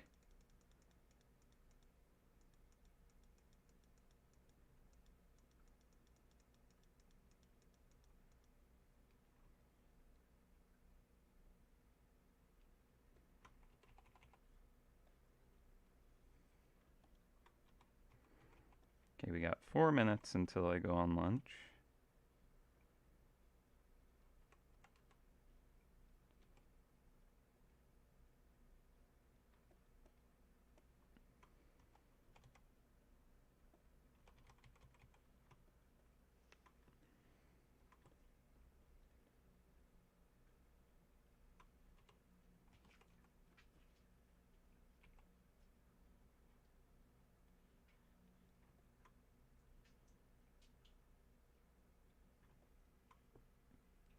Rockstar hand gesture. Throwing up the horns.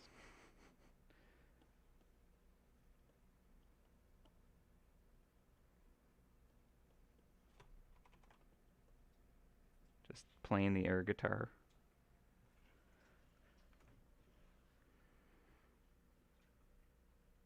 Just finger guns.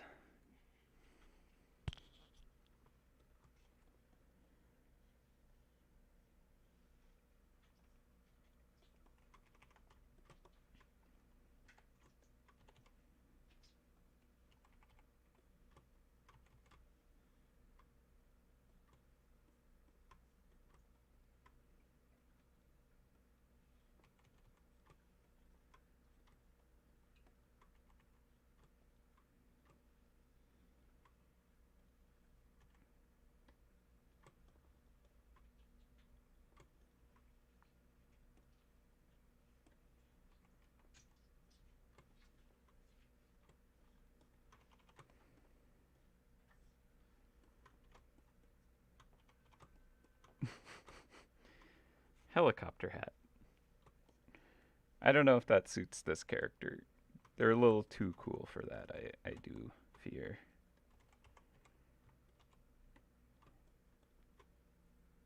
Do we have a character with a helicopter hat? I feel like we should at this point if we haven't done it.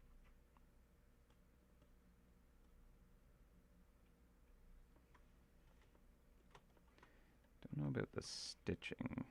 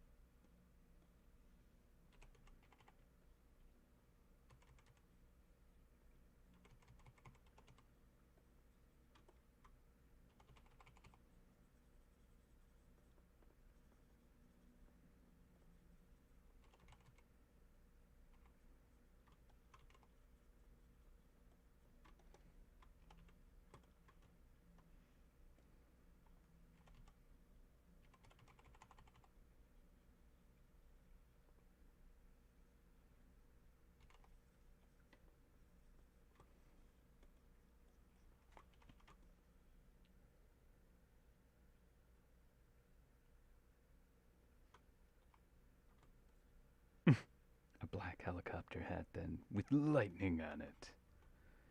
Extra cool. All right, we are at 1 o'clock. I'm gonna go on lunch break, and I'll be back in an hour with Larry Link.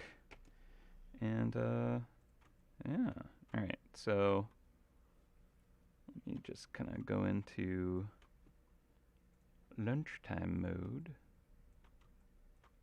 Shrink that down a little bit more.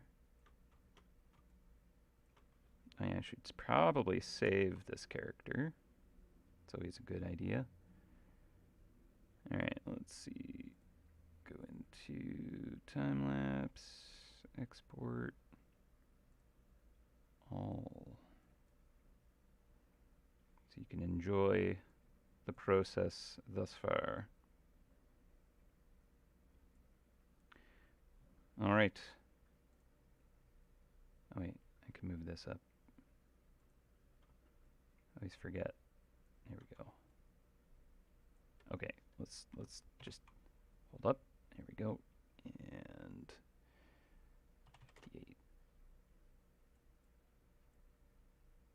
Let you know when I return.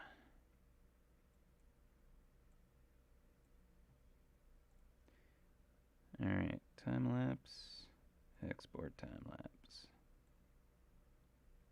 There we go. Okay. I'll be back when the timer runs out. Have a good break. Don't go anywhere.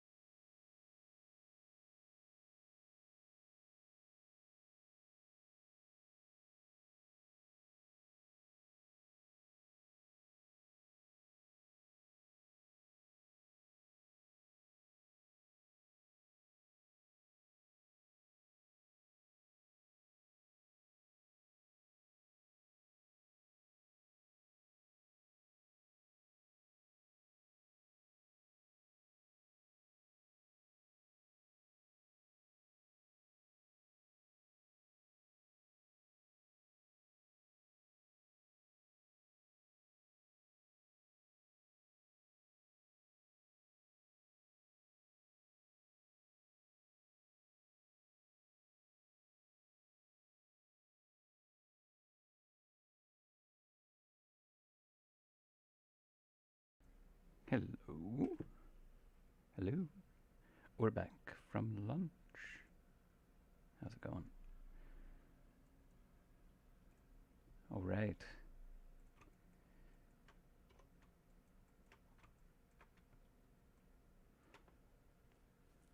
Howdy, howdy, howdy.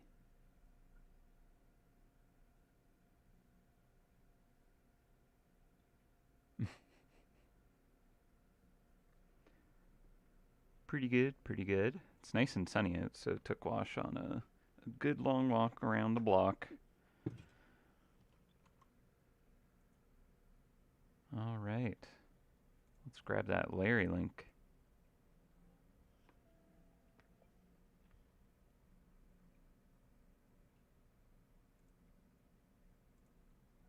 Ooh.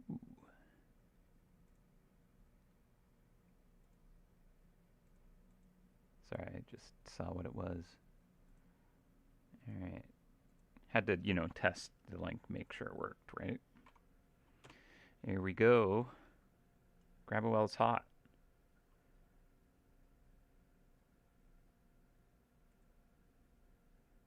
No Excalibur this year. I like the idea, though. That's funny.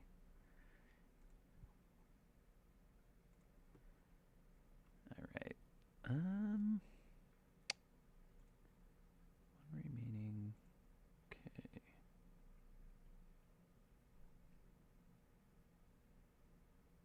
I thought that was already dusted. Sorry, just looking at a map I'm on. All right. It is dusted now.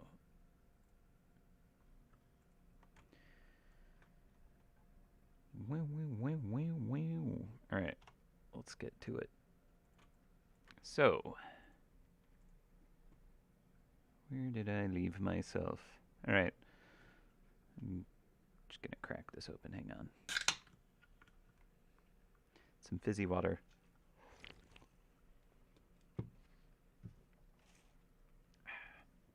Shaking up this canister made me think of enjoying a nice, tasty fizzy water. All right.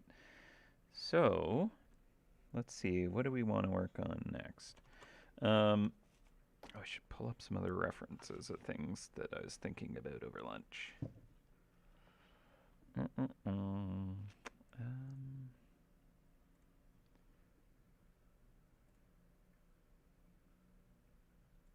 to that folder.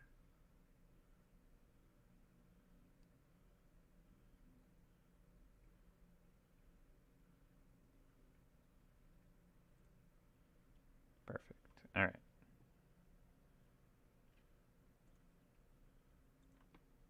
So, just wanted to grab a reference image. Okay, let's think about how we want to kind of add some flair to this character. Because I think it could use a little bit.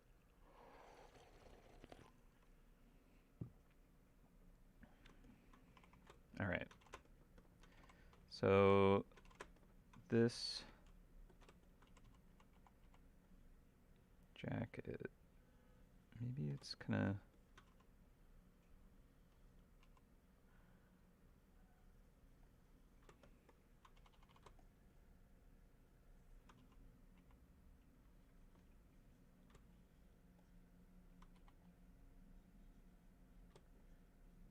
fluttering out like that. That makes sense.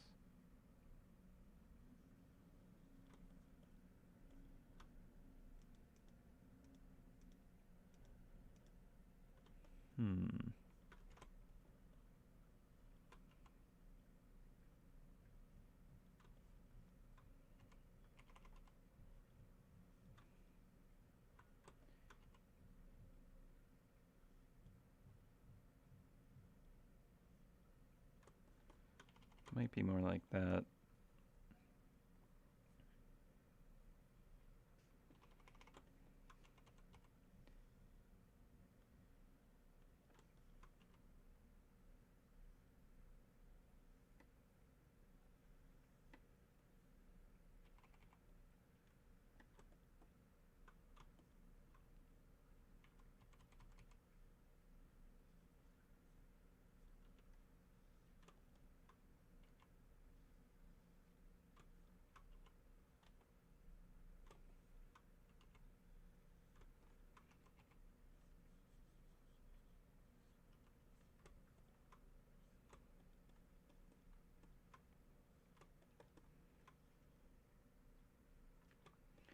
Okay, and then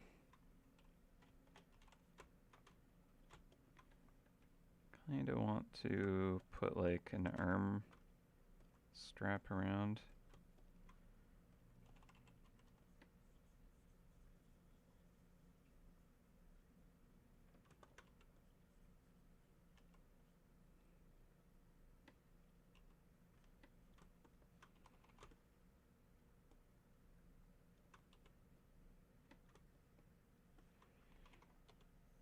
Now would it be the bandage?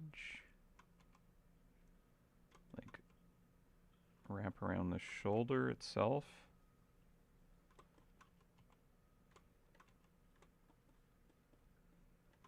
What kind of angle am I needing this to be?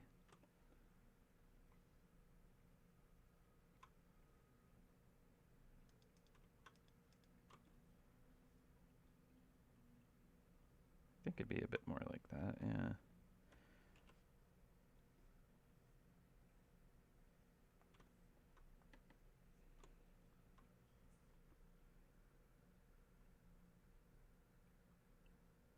Need a bigger dent where the gas is fizzing out. Yeah, that's true. If it's kind of moved to the inside here, could maybe do something like...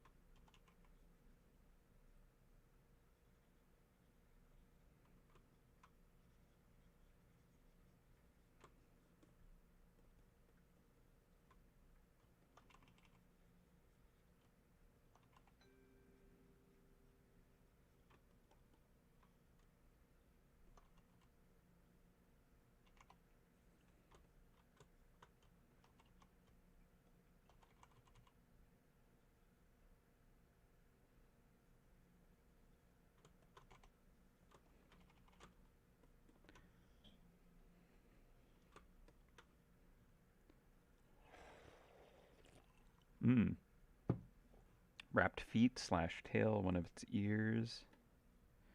Yeah. You could see the tail being wrapped as well.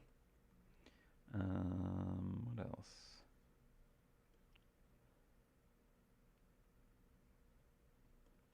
Okay. I think I want to do this jacket up a little bit, maybe.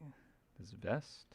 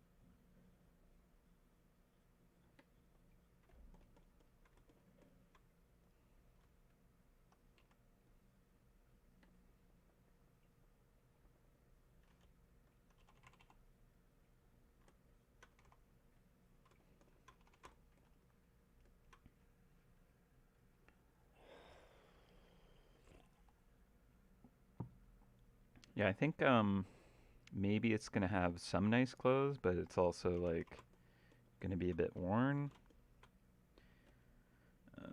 Let's try doing.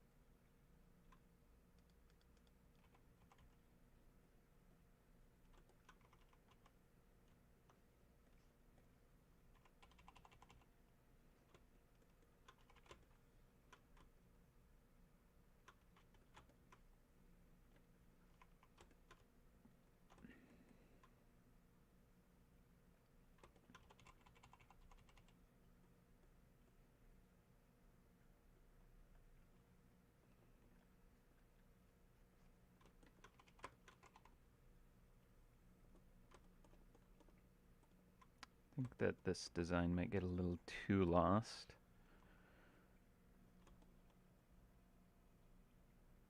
So I might try.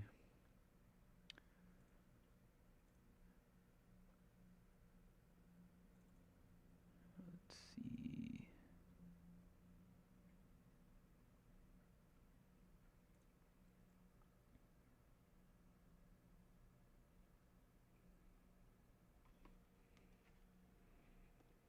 Okay, I think I know. All right, I'm gonna go for like more of a leather brown for this jacket.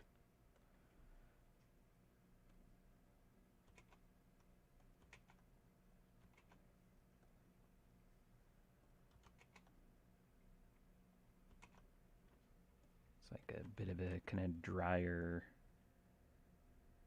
duster.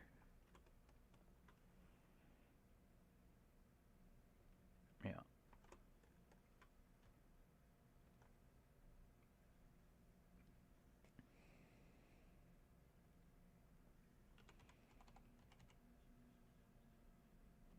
Just trying to, because there's some things we've developed for other mice in the groups. So I'm just kind of taking some of that into consideration with this design.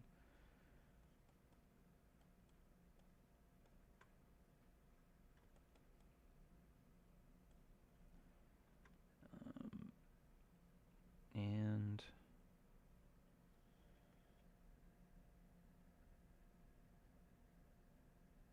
I think maybe I'll even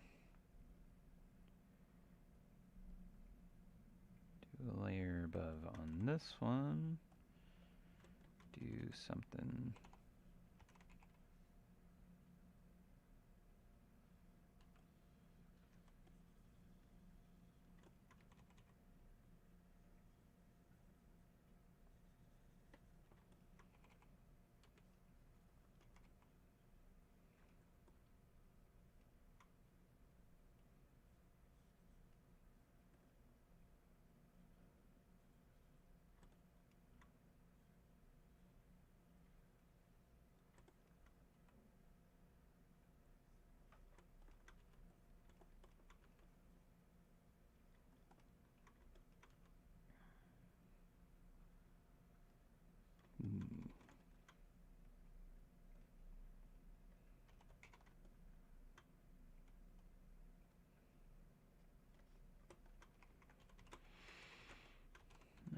leather.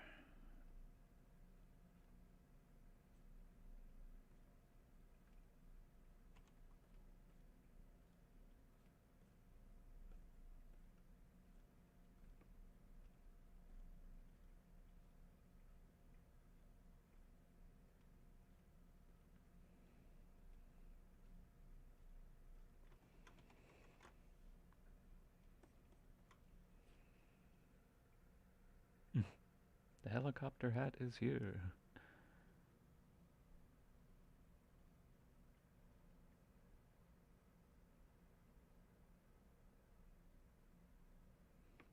Don't know if I like that there.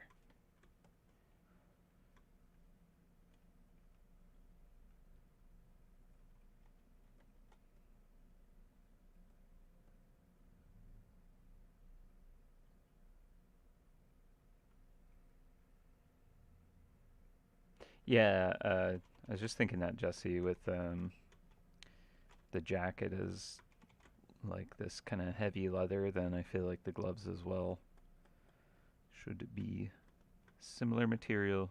I don't disagree with you on that. Let's try that.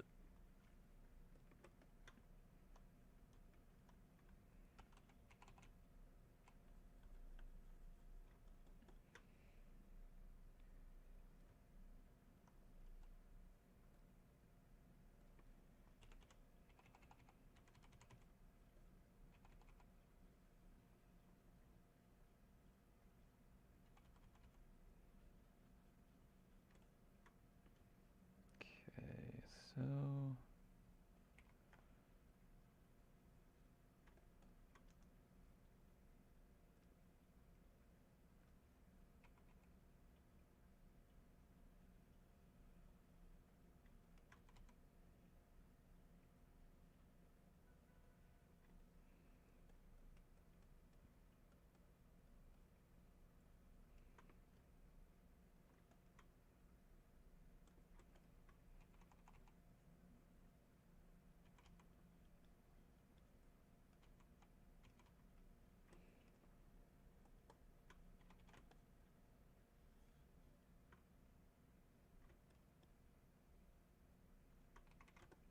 just worried they'll end up being a little too similar. But I think I can make the top of the jacket quite a bit darker.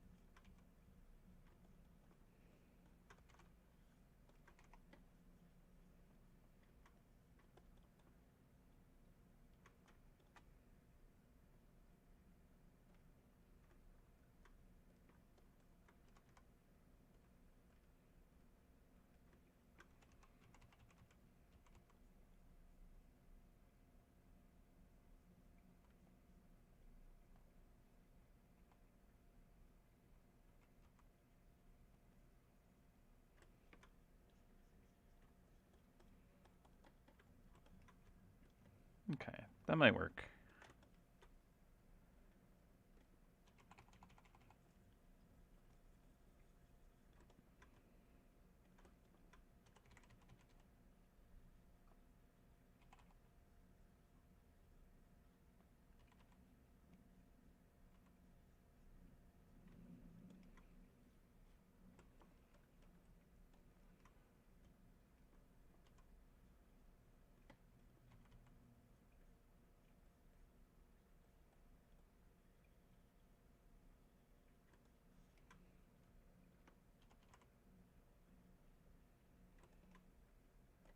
I think for the shaded area, I'm gonna go a little more saturated.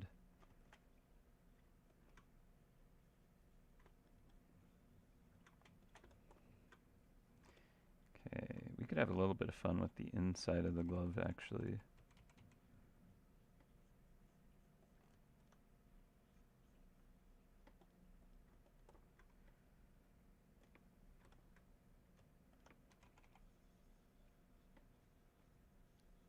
make it lined with something.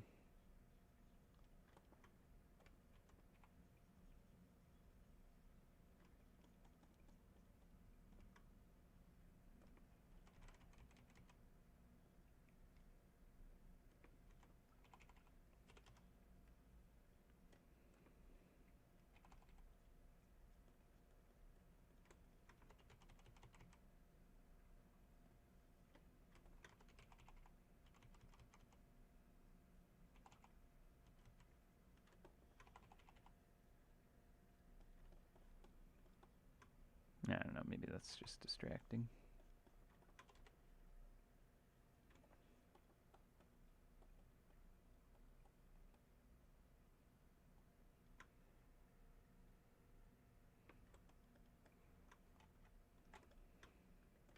Yeah, like, I'll probably play around with the surface texture of it because it's kind of a case of, do I want it to be more like a suede kind of look to the glove, or should it be more like uh, the outer kind of tight grain leather itself, which can get a bit shiny. Um, it's just kind of like what type of leather do I want it to be? I think shiny could actually be kind of cool, but based on the jacket, I kind of almost see that as more of a suede. But let's just play around.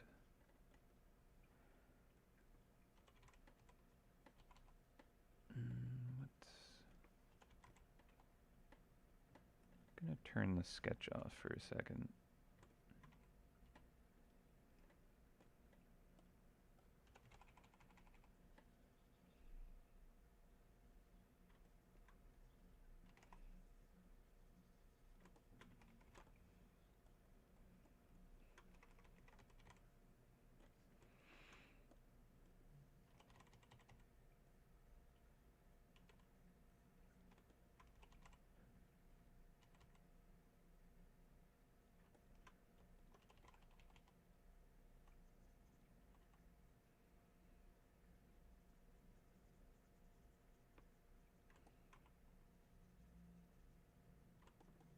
Like I could put like a seam in the gloves as well if I really want to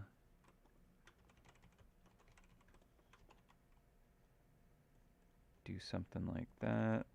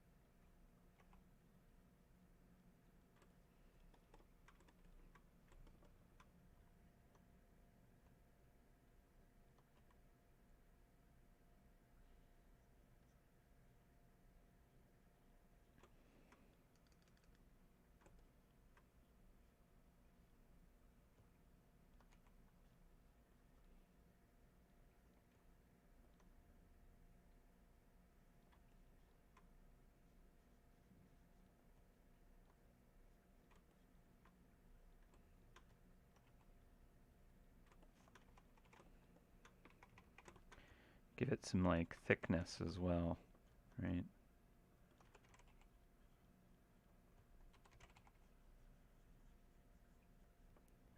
If we're going for this kind of heavy leather, then might as well bulk it up.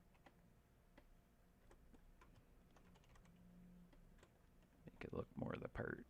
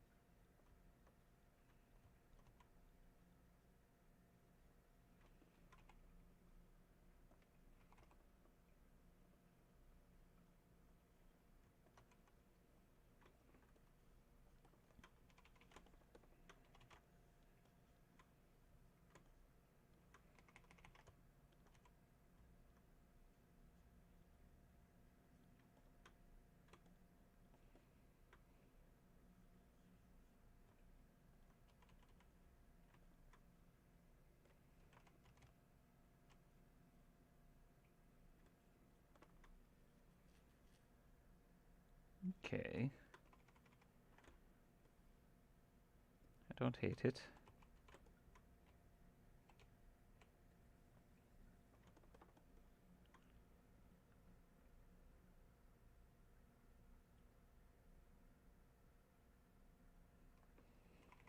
Yeah, the contrast is not awesome over here. The arm itself is going to get a little more, uh, like render quality to it, right? It's so far not getting any of the lighting. So I could do.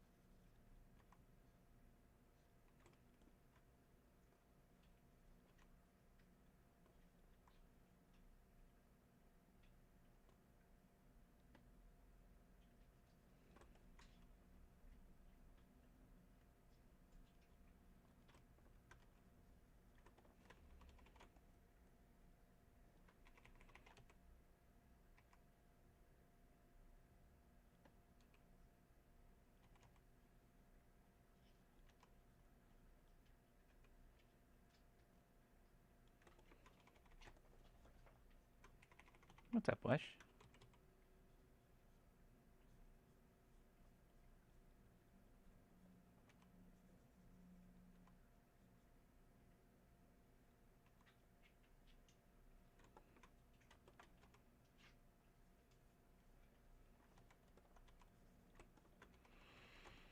Okay. So yeah, I think the values are definitely a little bit off over here still. Um, Pocket knife or wrench in his pocket. Yeah, could have some kind of toolkit, I think. Might be a good idea.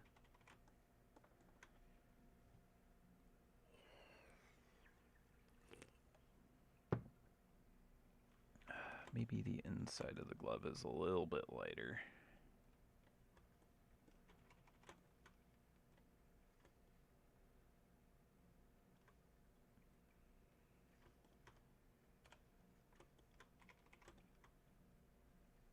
Okay, I do still think it would get pretty dark in there. All the light being occluded down inside of it.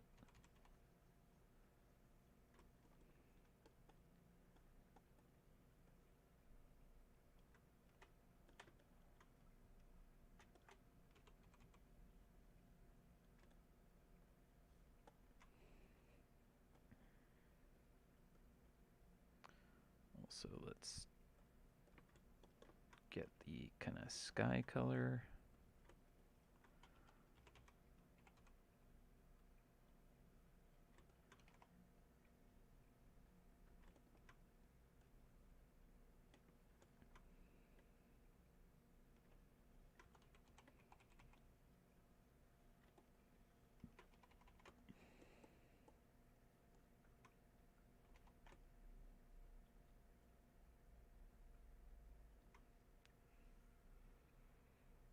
Yeah, it could be like lined on the inside of the gloves, perhaps,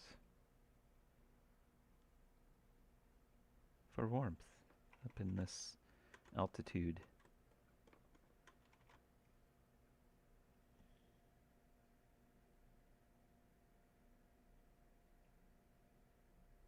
Hmm. Maybe I like that idea of like fur trimmed.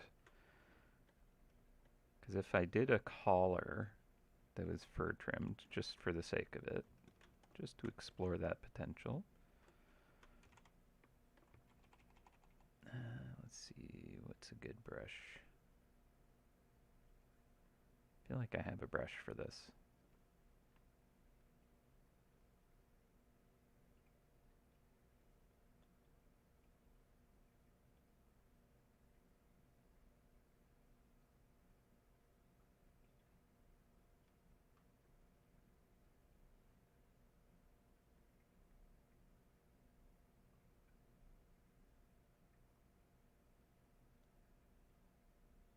Triangles. It's been too long, triangles.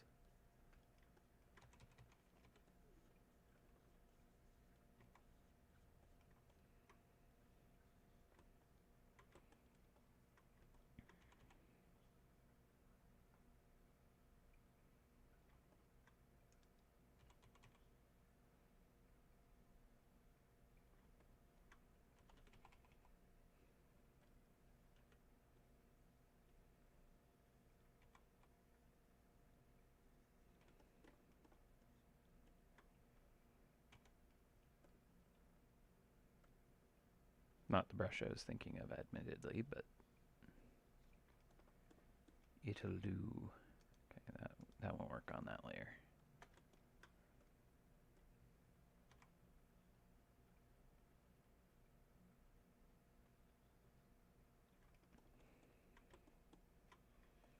Yeah, kind of don't hate this idea.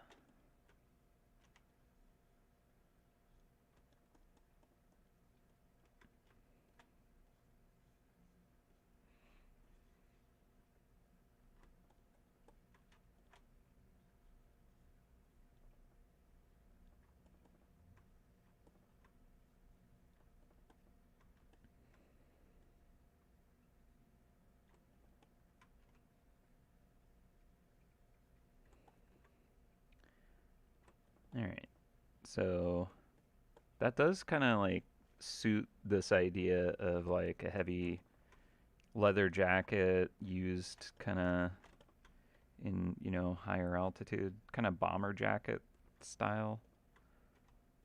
Maybe there's some fur lining on the bottom of it.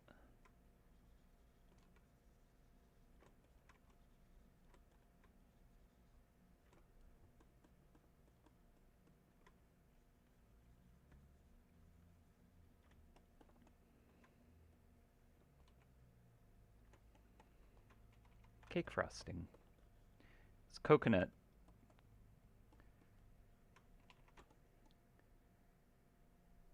Just got that like coconut kind of crumble going on here. All right. So let's try and put this into the atmosphere. So one of the things that I haven't quite captured is just the atmosphere on a lot of this. I think I need to kind of like bring in a lot more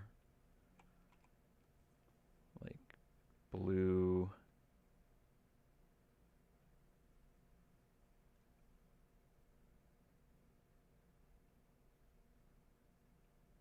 Darken color maybe.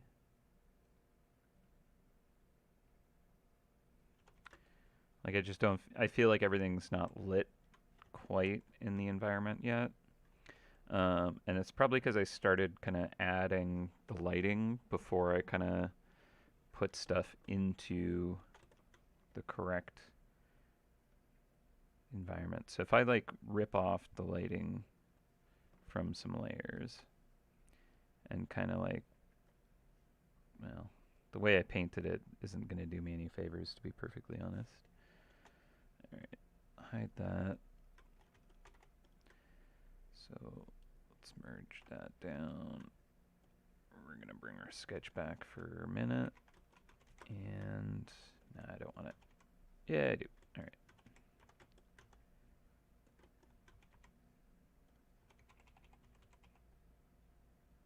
So basically what I want to do is kind of paint things in this ambient lighting without any kind of direct light. So if I were in this atmosphere, no direct kind of light sources, we're going to have kind of the sky box is going to give us a little bit of light from above. And then this will come in with more of a kind of, yeah, I don't think that's working. I'm going to need to do that better.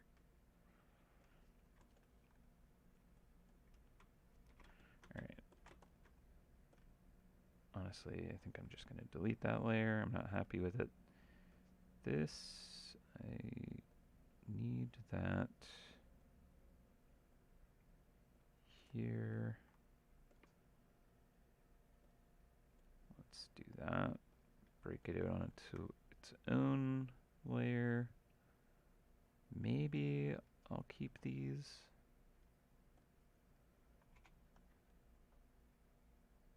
They're kind of interesting. I'll try that later. Shooting star in the background. Ooh, that's fun.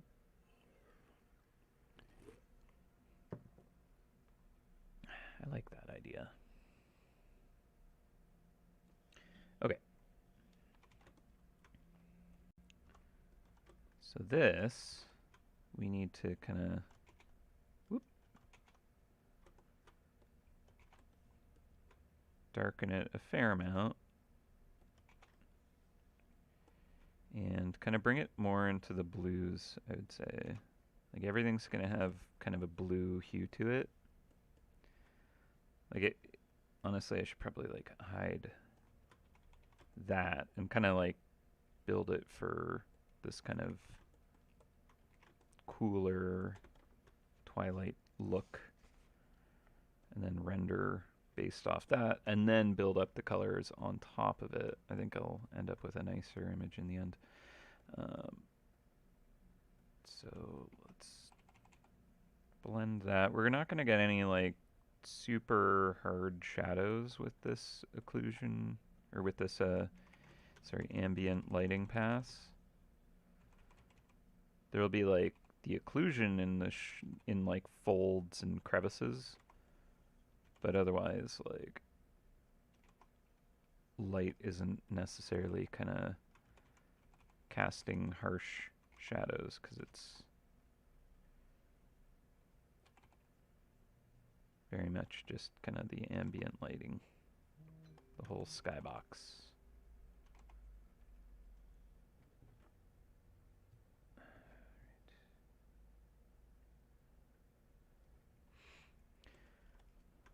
So I just got a notification under my door right before I came back from lunch about my building's elevator going into service on the 7th. And Wash, my dog, he's going into having a fairly major surgery on the 31st. And it's going to take like 2 weeks of recovery. I really, really want them to hold off on this elevator maintenance because it's going to take like a whole week. And although I can lift him, I really would prefer not to have to carry him up and down several flights of stairs multiple times a day while he is recovering from an abdominal surgery. So hopefully they will push it back for my sake. I messaged them like right as soon as I got the notice, so fingers crossed on that. Yeah. Pretty bad timing.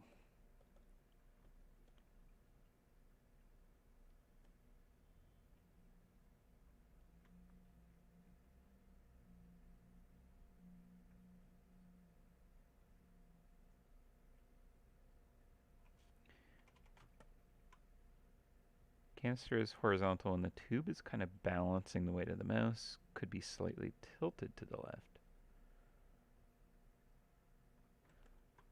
I could definitely try tilting it.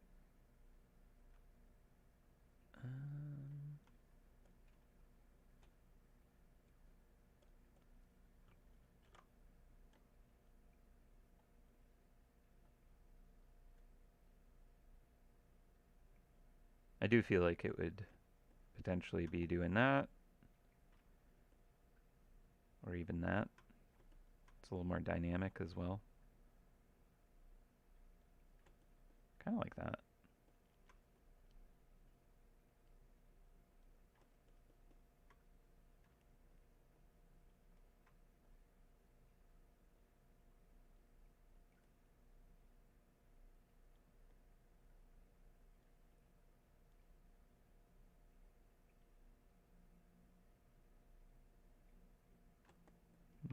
All right, trim. What one do I want?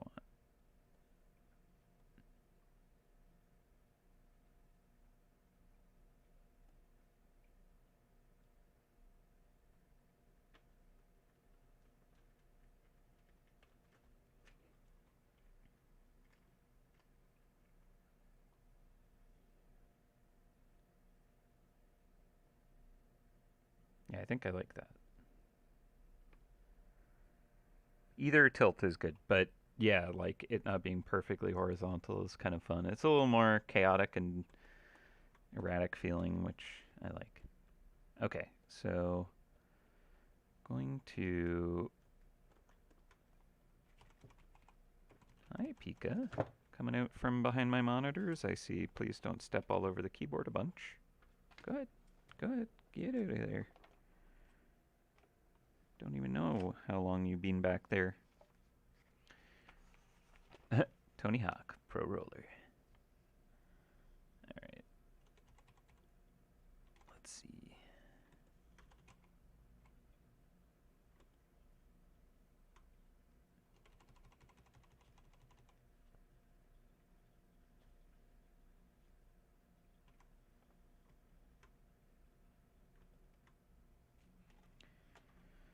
Okay.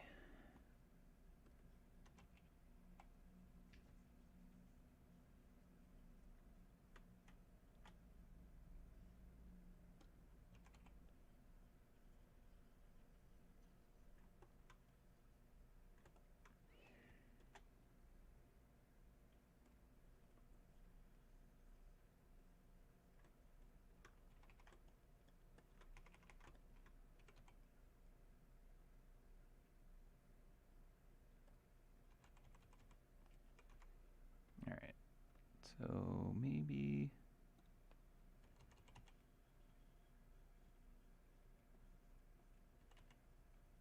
this brush. So the thing about like fur and fuzzy kind of textures and stuff is it is going to be able to pick up quite a fair amount of light because there's just so much surface area that's kind of grabbing all the angles, if you will. So I'd say this is going to be quite a bit lighter where this ambience is getting to it. The areas that are facing towards us are maybe going to have a little bit less because we're kind of seeing into the texture a bit more, like deep texture. So something like that could work. Gonna get some light occlusions where it's like up against other things, and then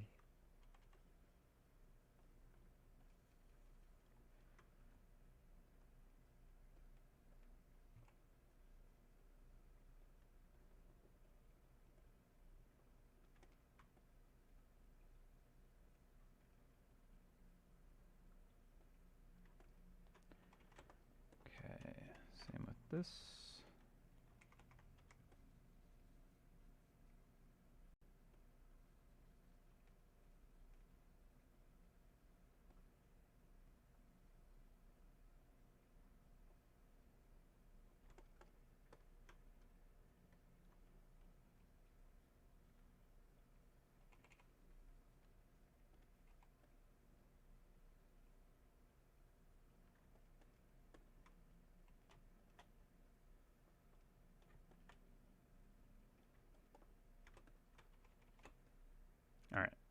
So there's all that.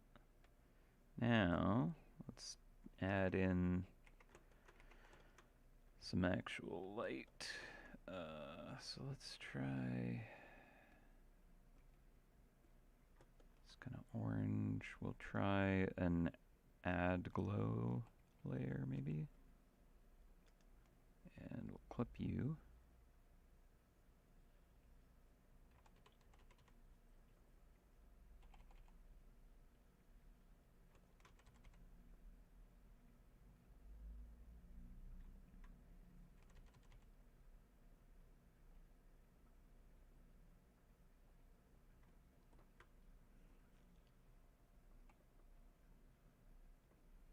Maybe not even that strong. Can build up a couple of different light sources for this, to be honest.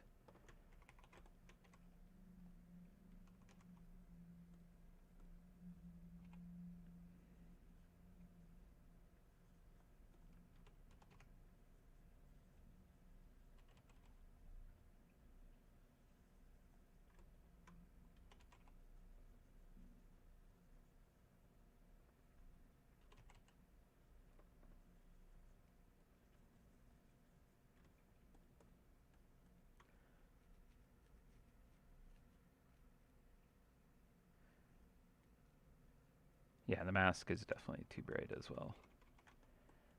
I'm just kind of like focusing on a few things at once, but it's hard to kind of like get the whole thing when you have disparate elements not set with the correct conditions.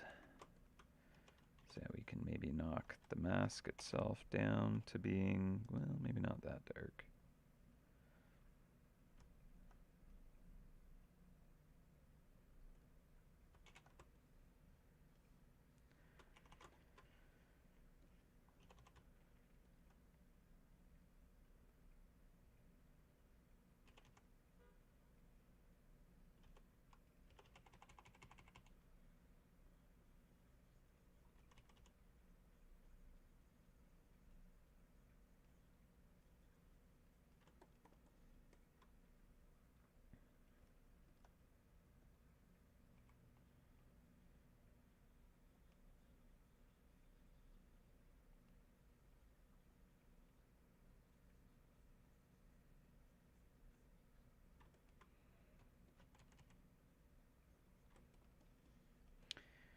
Yeah, unfortunately, I don't expect my building to appease my request.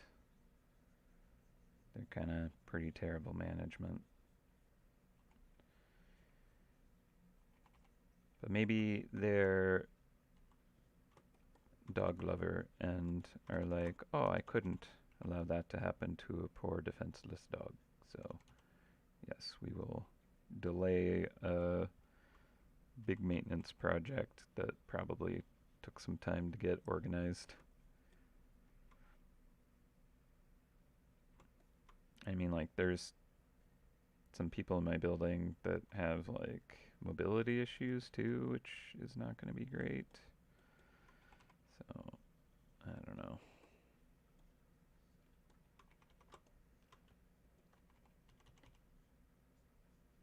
And I mean, it's an old bad elevator, so it probably does need this pretty bad. Just like frustrated with the timing on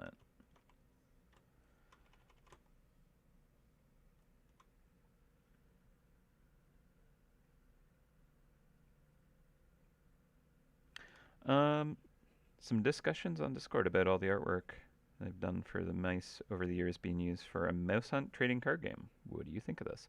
I mean, I think if it's like a fan creation, um, you know, respectfully of what the the game is and all the work we put into it, and it's not like trying to steal the IP for their own profit, but it's more kind of like a cool, fan project and creation. Like I think it's cool. I want to play it personally.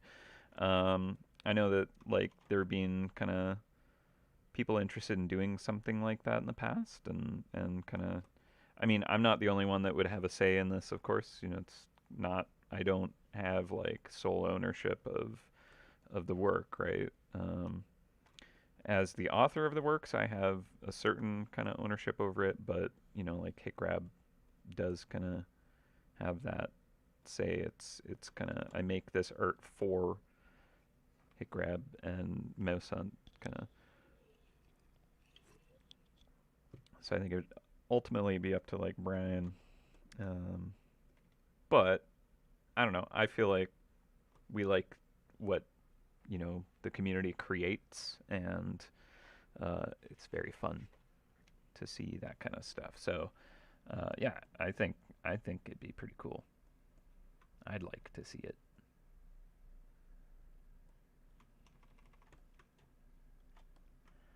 All right, that shadow's a little deep.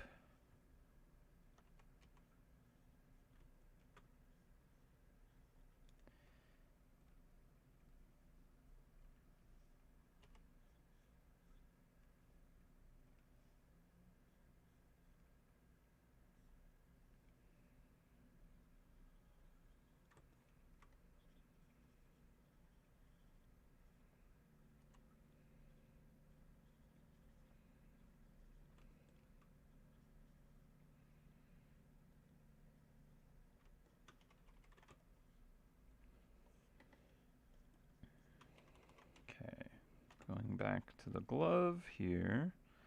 Let's get this like pink.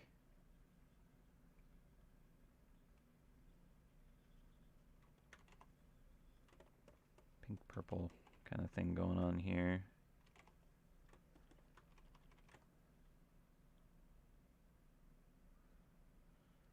Kind of want like sunset colors going on, if you will.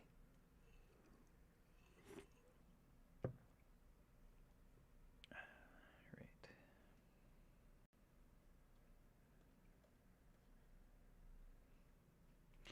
Yeah, so the fur here would certainly be picking up a fair amount of light.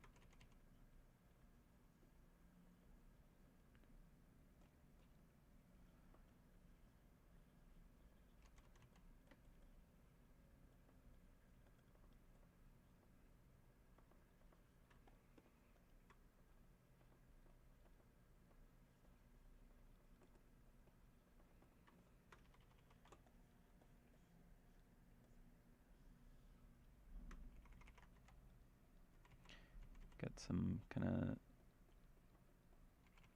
light raking over the individual hairs.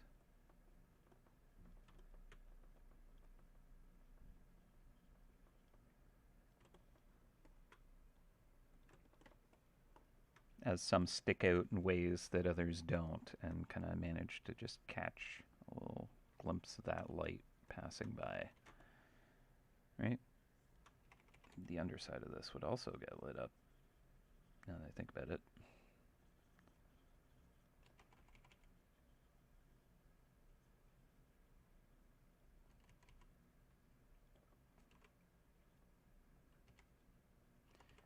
Now here's where I could have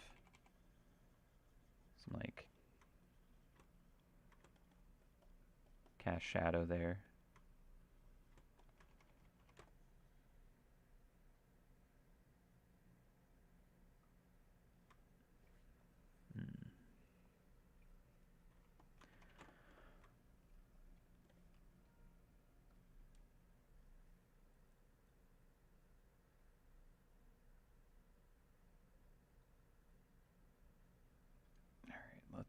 Let's bring back the light. I was kind of, worried about it influencing a little too much, but I don't know.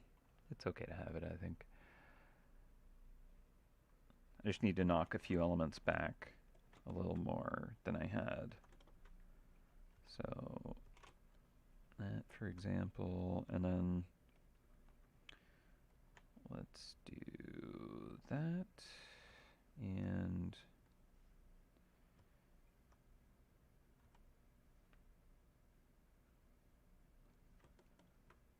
maybe make this an add glow.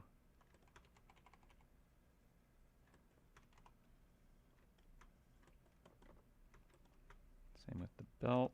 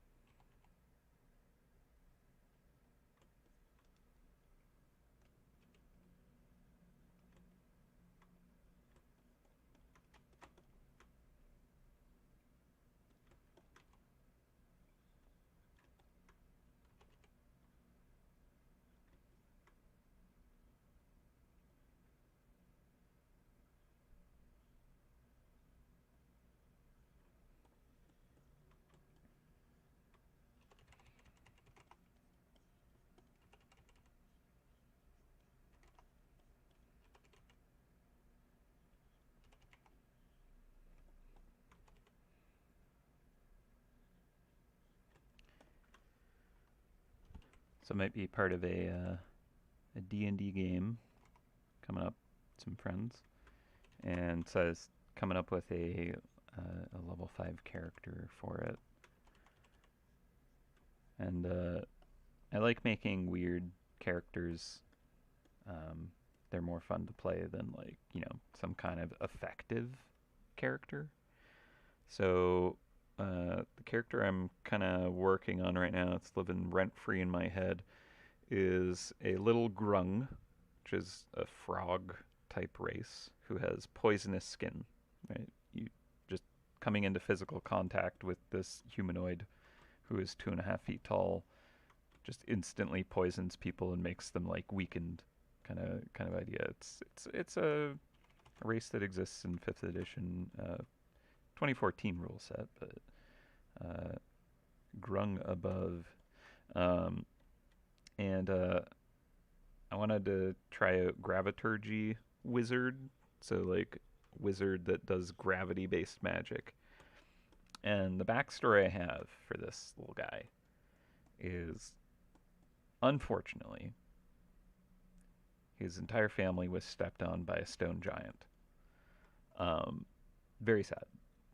He was very, very young, so he doesn't even remember it. But that stone giant felt very, very bad about what happened and decided to raise this frog, little frog boy, um, and kind of take care of him. So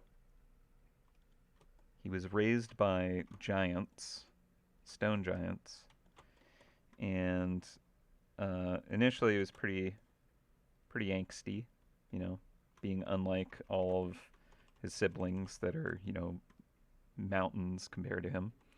So he started as a fighter, but not very strong. So he kind of multi-classed into being a wizard to be able to study, how to be more like a giant. So studied gravity magic. Um, and so the actual like character itself basically is going to be in full plate. So a wizard, little wizard, tiny wizard frog that has control over gravity, can like make himself super dense and like crush things, uh, lift things and throw things. He's got like 18 strength. Wears full plate armor.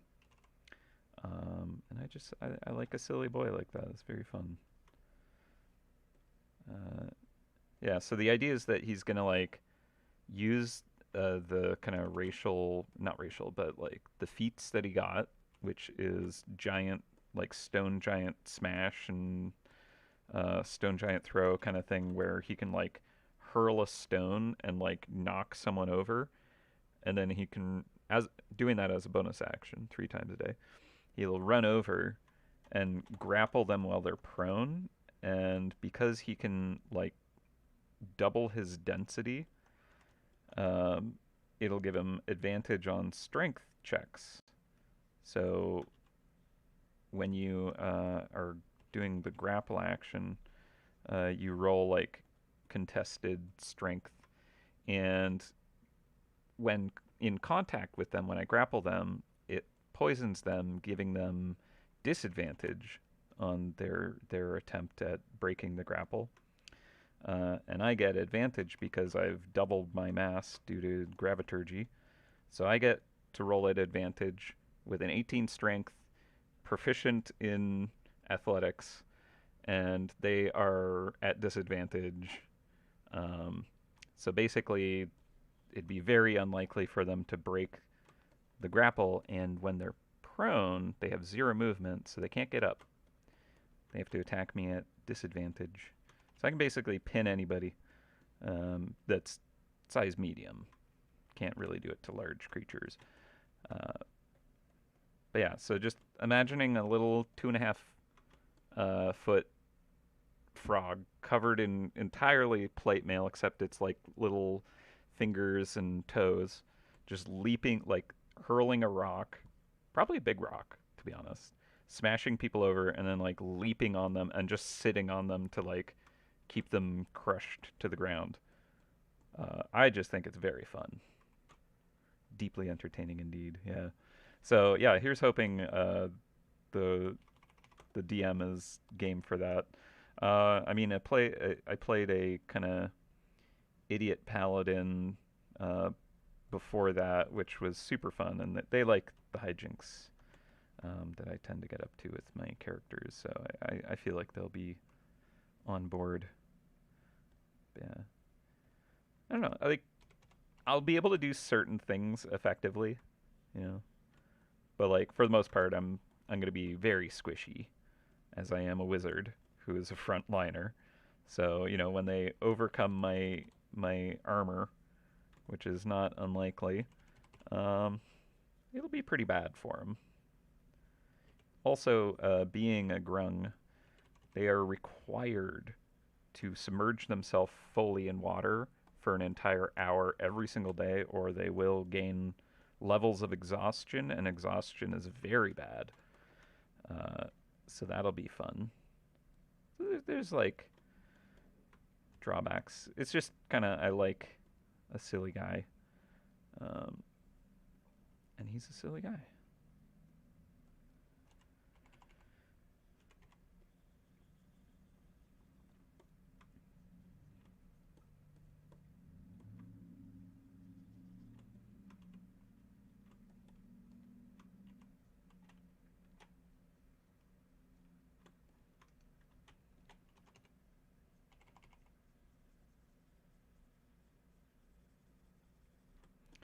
All right.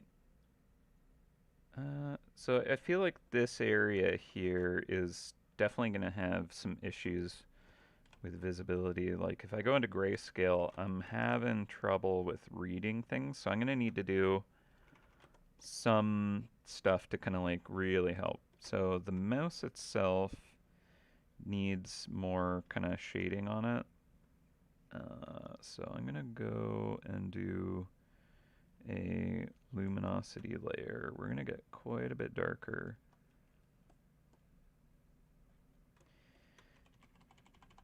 And let's introduce a lot more shadow into this.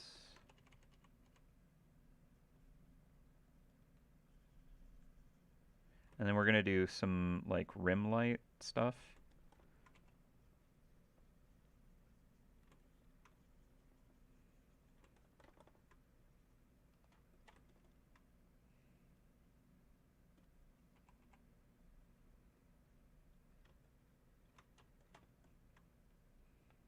Okay.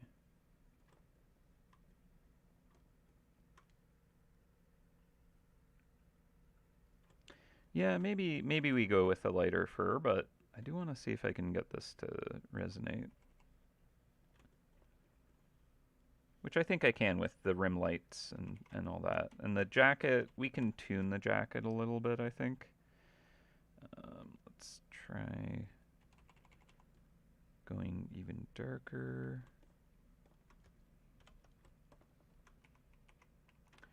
Okay. Doesn't look good so far, but we'll try a couple of things. Add glue layer.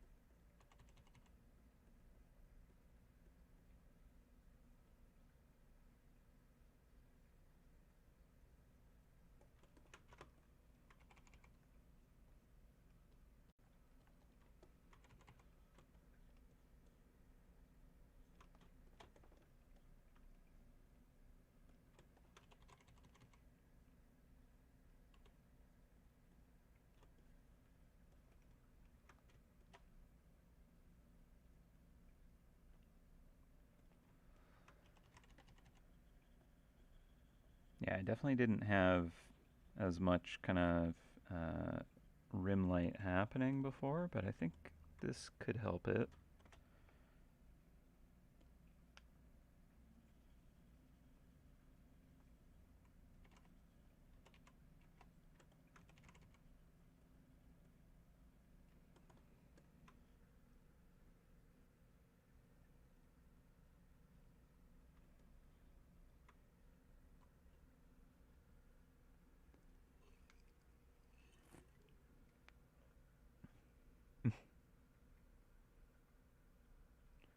Master burglar type character, Mad Max with a friend. Basically one character, but he had all the physical attributes and I had all the intelligence. Like, are you talking a two-headed Etten kind of character? Like, there's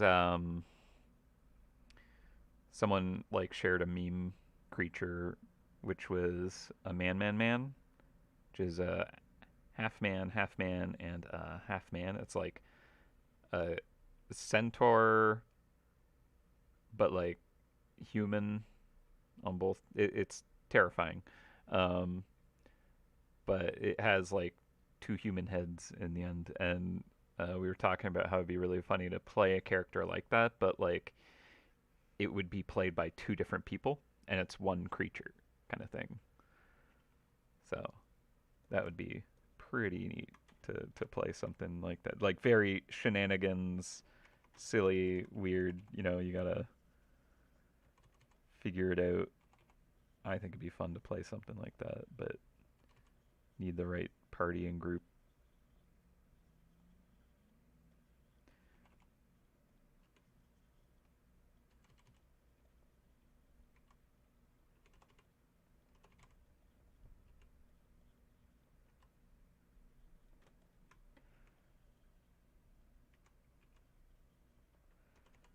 I do love me tabletop because you can have such silly times.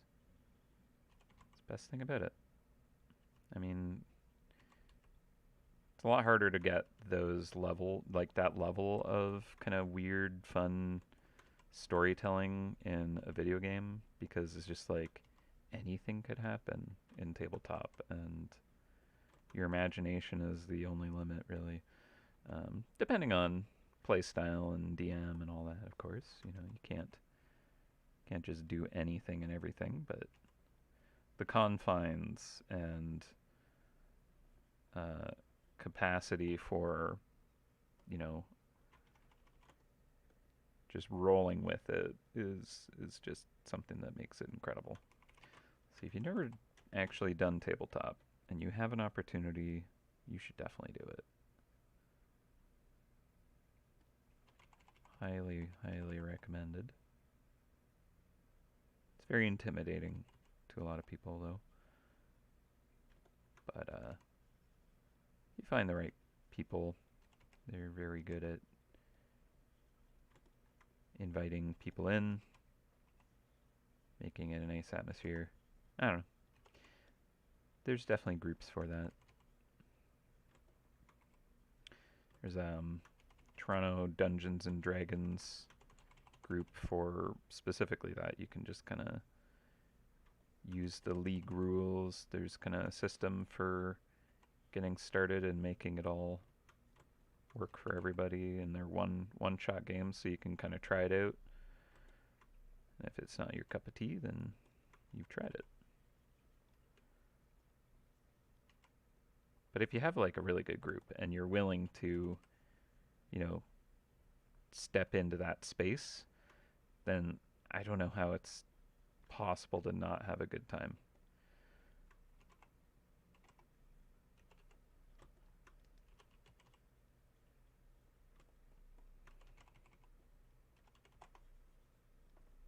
Collaborative storytelling. Gotta love it.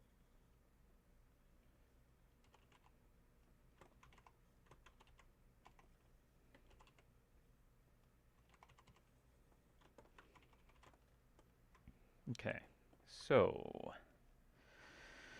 all right, the trim, you need to have more of this glow.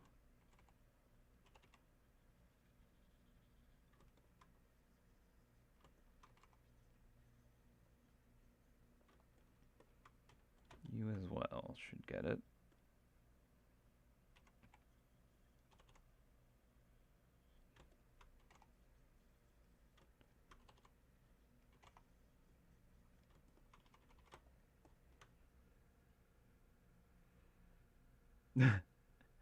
Master Burglar is a little dude riding on the back of a big hulking guy. That's so fun. I love that.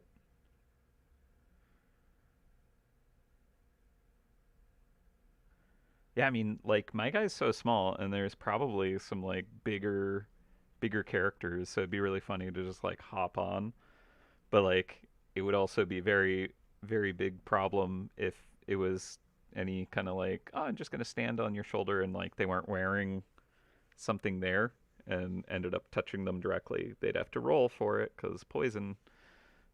Also, I had played a grung once before, and he was like, uh, was it a paladin or a cleric? But like a healing character that had like the lay on hands ability, where they have to like touch you to heal you. So he would always like try and heal people, and they'd be like, "No, I'm good, I'm good." It's very funny. Just like the worst attribute for that kind of a character to have is just poisons you on contact. I'm gonna help you. It was like a one shot. So one shots are really good for just playing joke characters, I find. Um, a great time that I had as well was there was this one shot that was specifically about the B team. So all the like good powerful healer or heroes were off on important adventures, and so we had to bring in kind of like the backup. So we were purposefully playing a group of like really bad characters, like intentionally bad design, bad stats, like put the wrong things, and like just tried to make really bad characters. Um, and so I ended up playing a an alchemist um, artificer, and she was an undead kind of risen character. She was once like the queen of the Wanti people, like this race of like snakes, and she was like worshipped by her kind of her people, and she was obsessed with kind of like being loved by all, and so she was like an alchemist and wanted to like live forever, and so she was doing all these experiments trying to make herself more beautiful, trying to create a potion of everlasting life, and she might have uh, you know done something that caused her to become an undead and become horribly you know undead aren't the nicest looking. They're kind of rotting and smelly, and so at one point she was like very high charisma, very amazing stats, but she has decayed over a long time. Got kicked out from her group because being a monster, just this terrifying thing, um, and then ended up with like negative charisma, but like she still believed that everyone was after her and like liked her. So she was always kind of trying to uh, just make people attracted to her. But she's just like this creepy undead snake lady. It was a very silly time.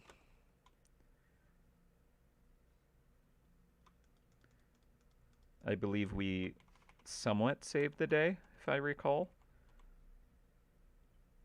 It was not the most successful adventure, but that was kind of the intention.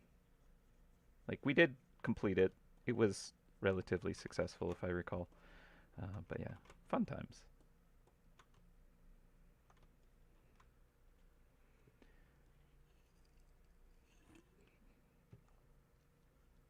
Okay.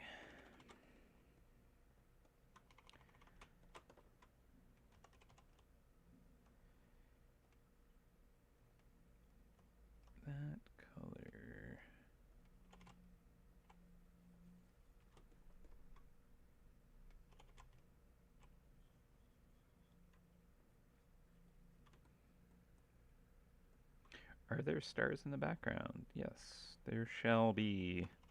Just haven't drawn them in yet.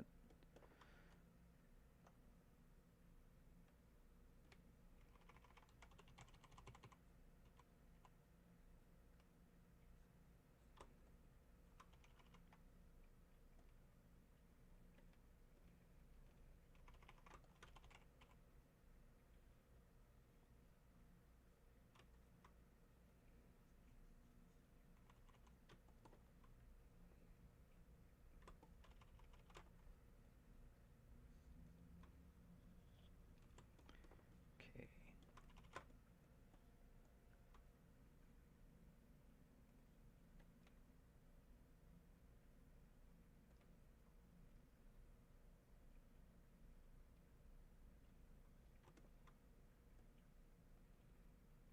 Let's see if this brush will work.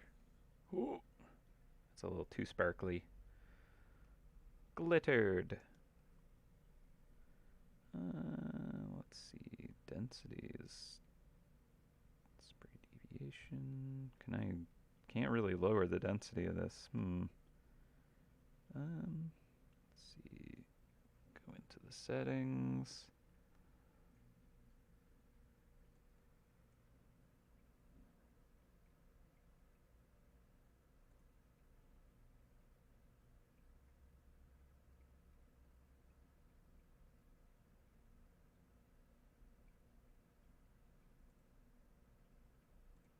Turn off continuous spraying, maybe?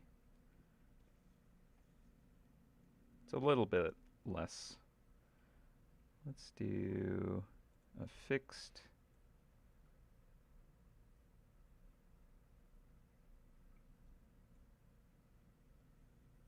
There we go, that's much better. All right, we'll put it to 100.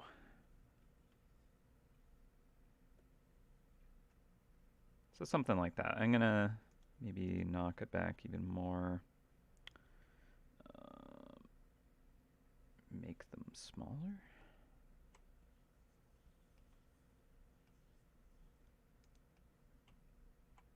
I do big brush, and then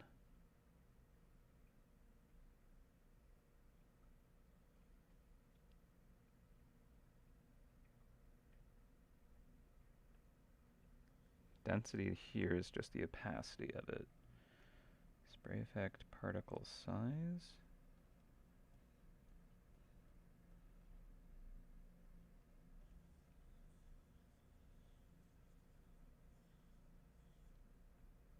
Let's make the deviation a lot less.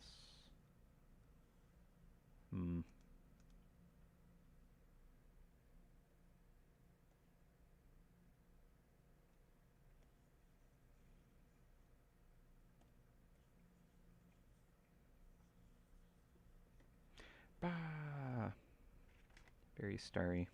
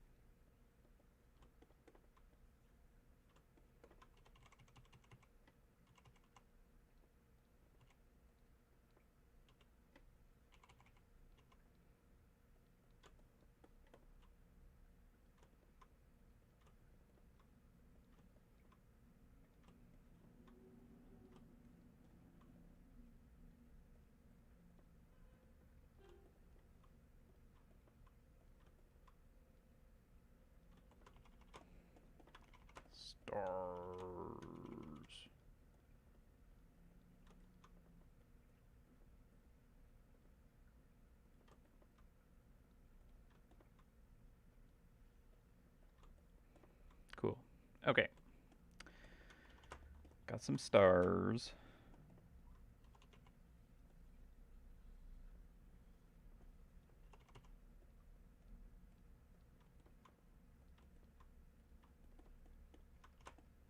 Magical background.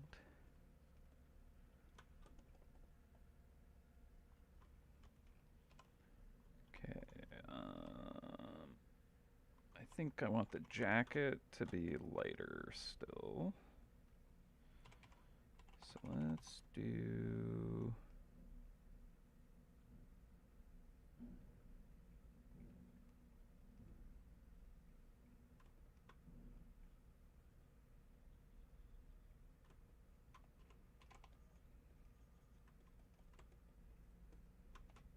Okay, and then the arm dealy.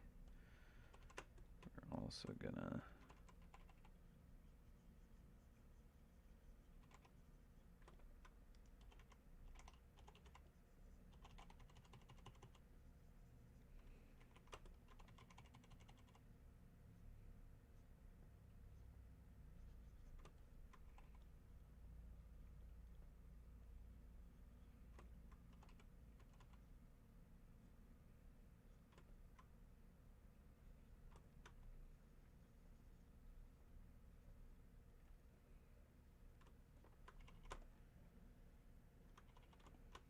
Okay.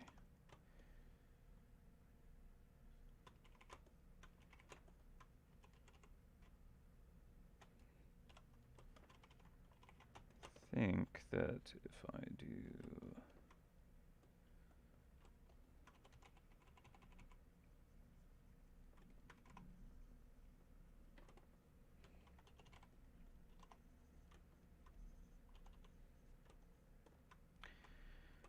that...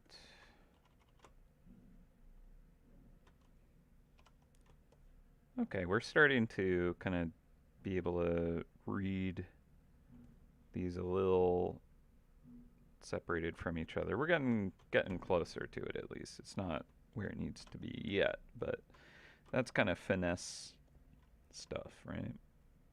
We'll get there.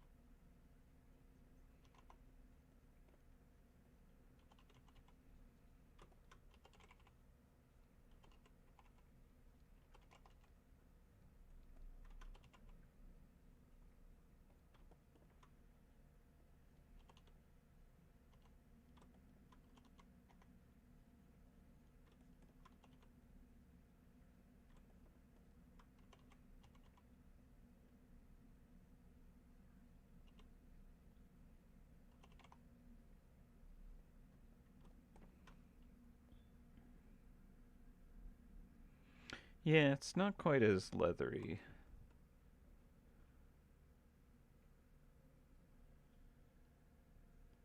Not compared to the glove. I think things are a bit relative though. The overall kind of like lighting grade is not where I need it for that to read properly. Like this needs to be a bit more this kind of gray in my opinion. If we're kind of still describing them as the same material, which might be working really against us, especially with the pose that I chose. It's kind of bit of a silly one. One idea, actually, now I'm thinking about it.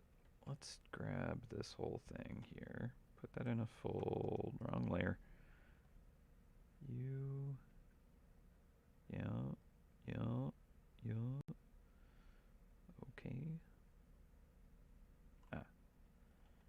Grab all that. Put you in a folder.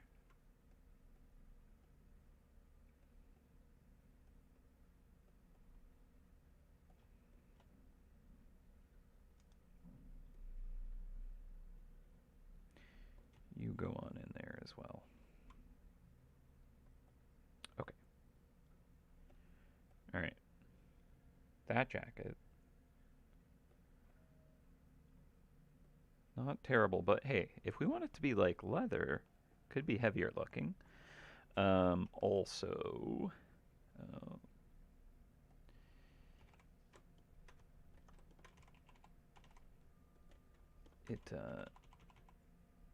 if we kind of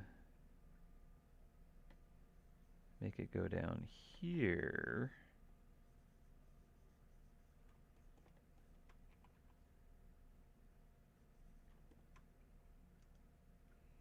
we can kind of see more of the inside of it, which I think could actually be a lot of fun. So we make it go here, and then where do I want that to show up? Yeah, why not here?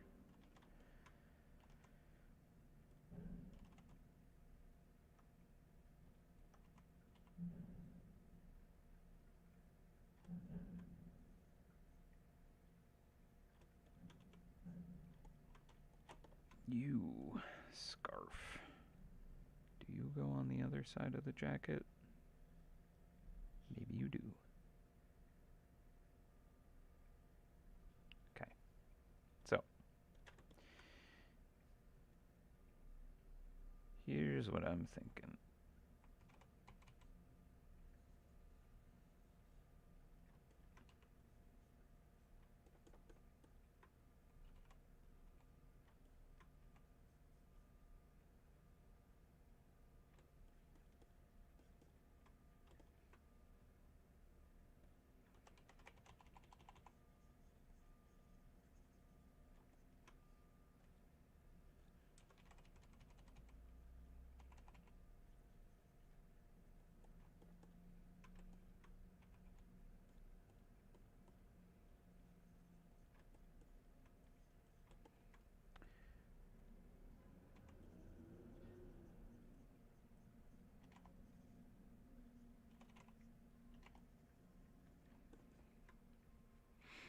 Do a jacket with like a cool lining, right?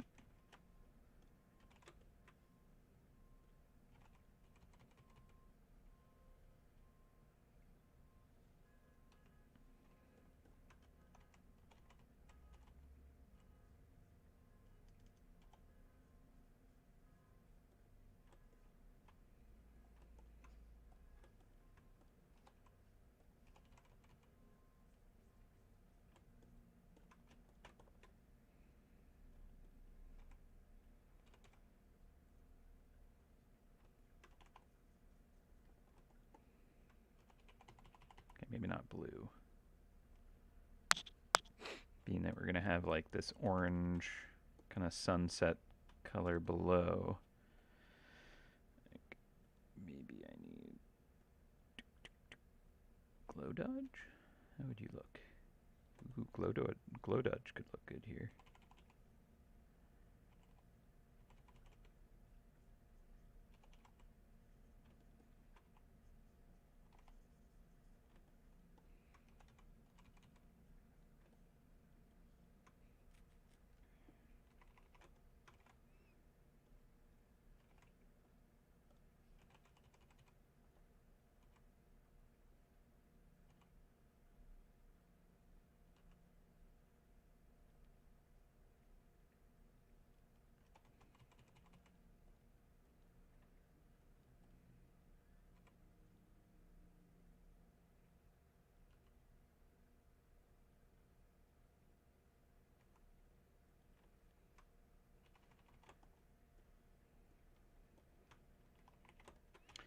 Okay, now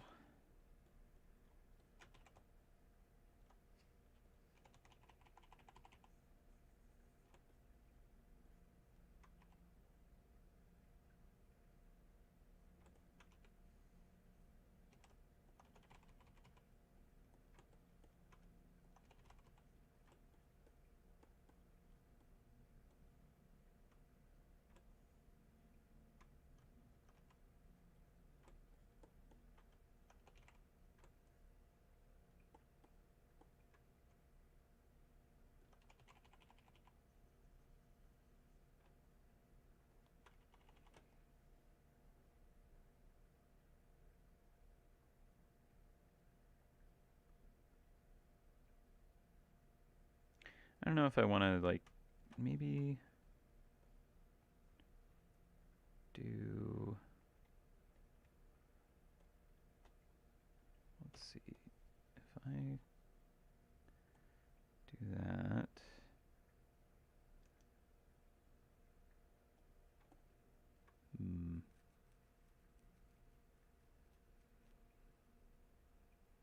Yeah, I just want to have a little more kind of fun splash of color because I feel like I don't have as much of that as I think it could use.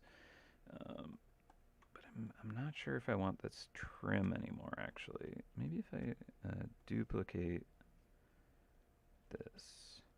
Okay. And then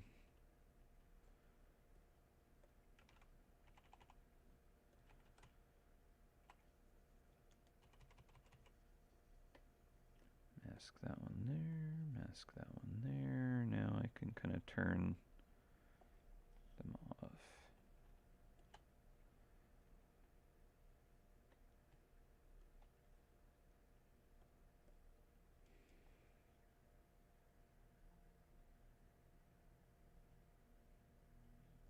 Okay, now maybe we do keep the trim.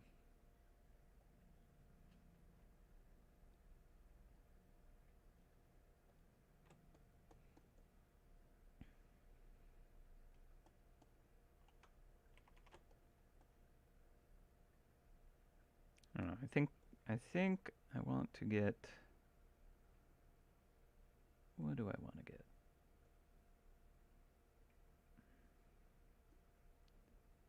Like a deep blue or something. Also, I think you could use some earring. I mentioned that, but I never actually added it.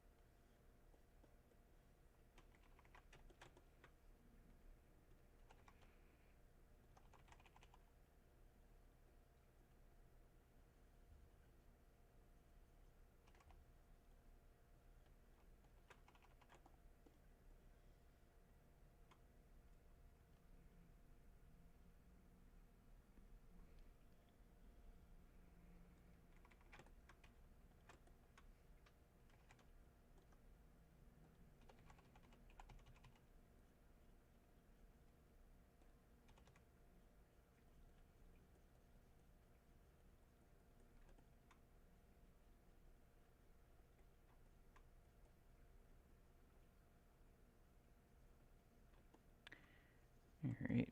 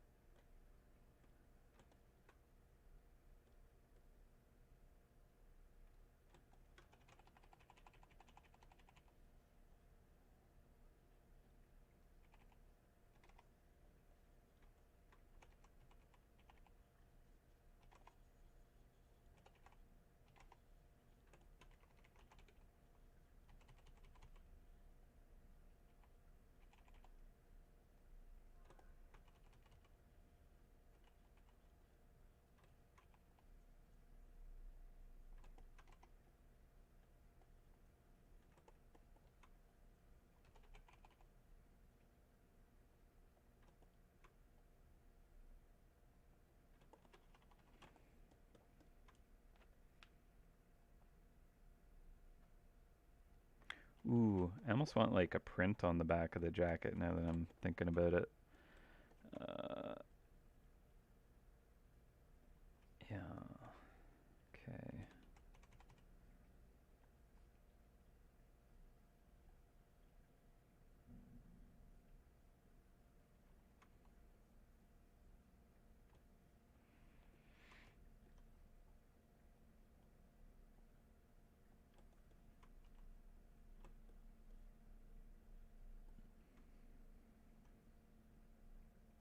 Hmm.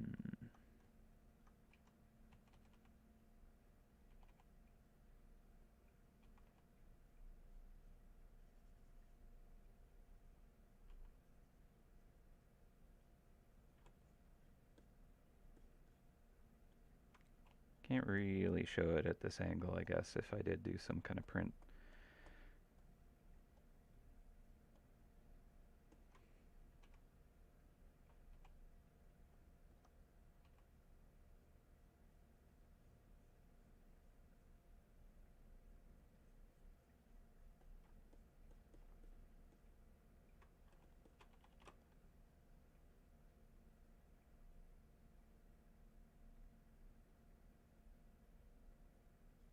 I think that maybe this stripe here, if I go like a really deep, rich blue, I want to see what that would look like. Zach, I want more splashes of saturated color, I think.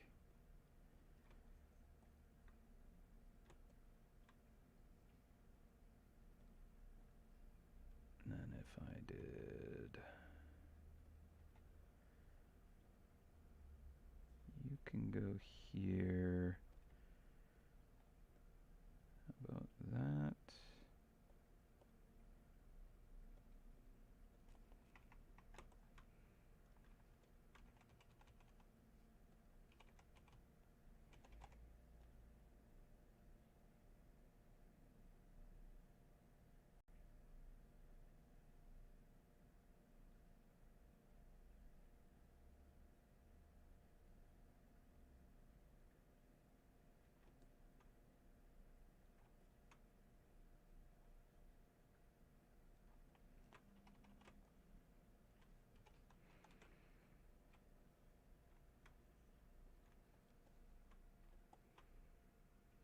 Patches on the knees? Oh, maybe.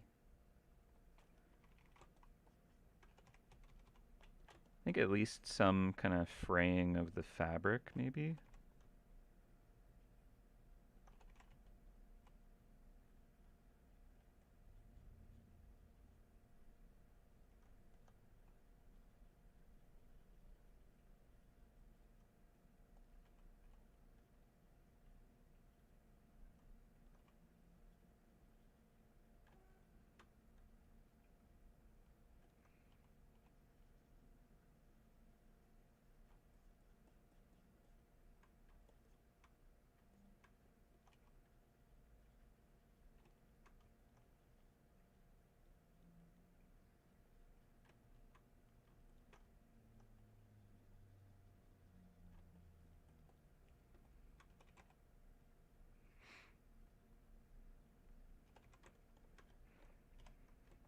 I think I could get much darker and kind of the deep shadows as well.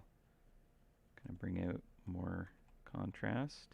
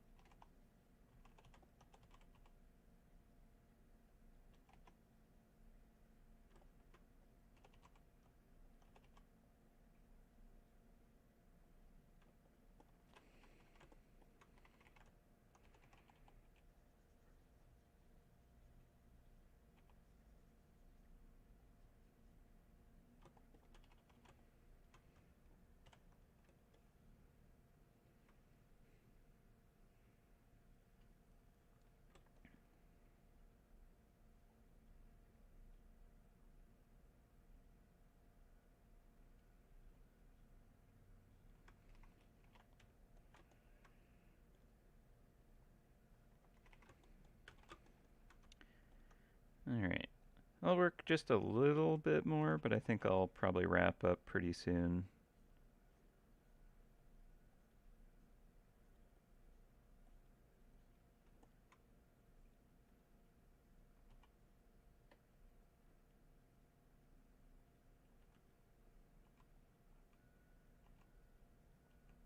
Got a lot done on this.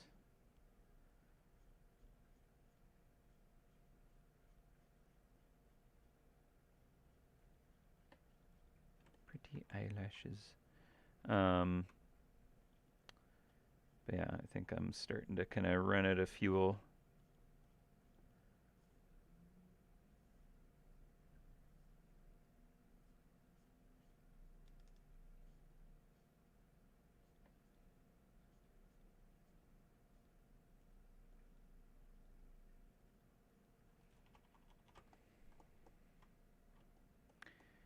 Initials on the mouse.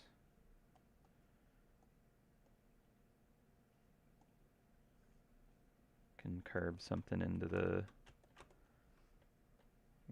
gantry or something. What do we got? Spray paint.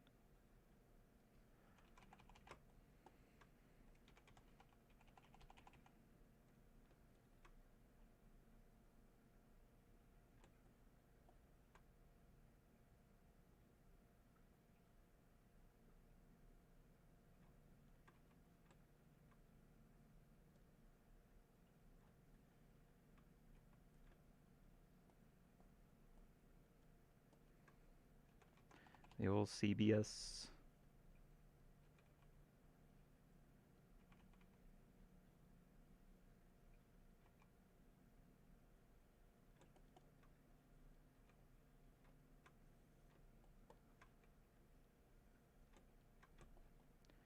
If an architect were ever to unearth MouseHunt and look at some of the more recent pieces, they'll be like, yes, CBS was definitely the artist of this.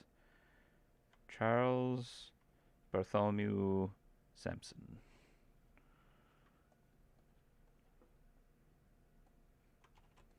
Thank you, Jesse. I'm glad you've enjoyed. Yeah, I've been having a good time with this one. I mean, I always enjoy, admittedly, the streams, but I don't know, this one came together pretty effectively. Do love when that happens. All right, let's see.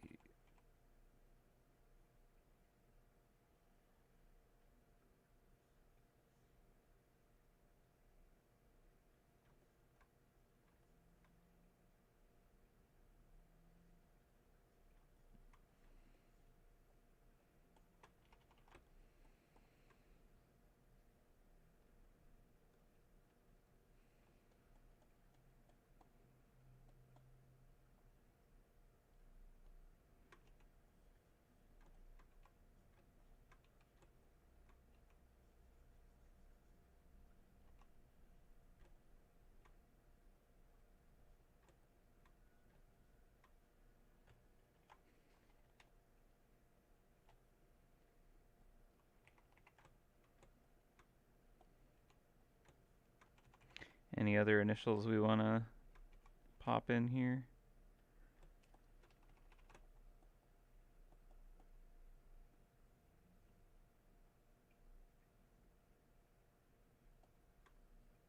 Happy to take a few more.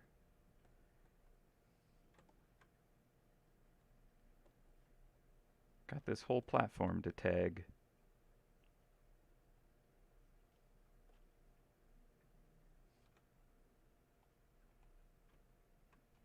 DG.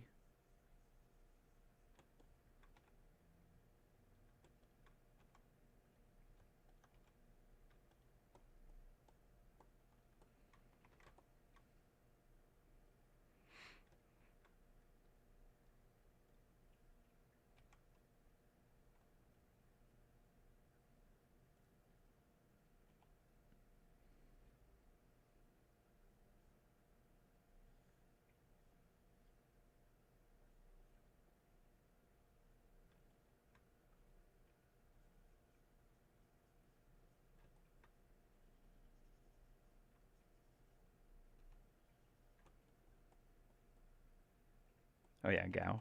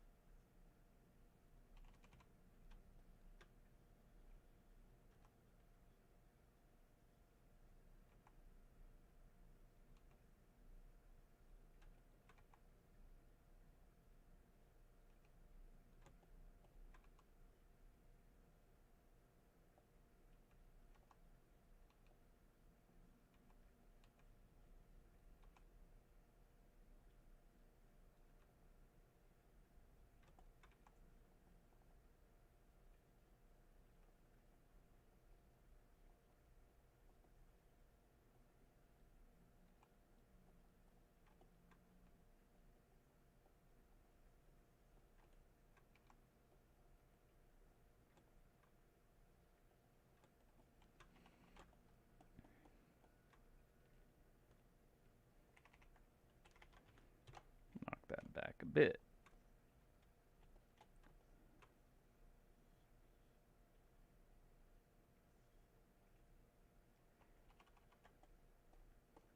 That's pretty distracting. What can I do?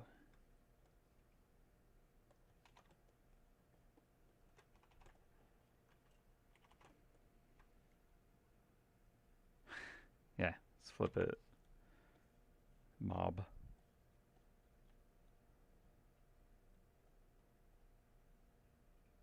I like it. Alright. S for Jesse. Can we do the cool S?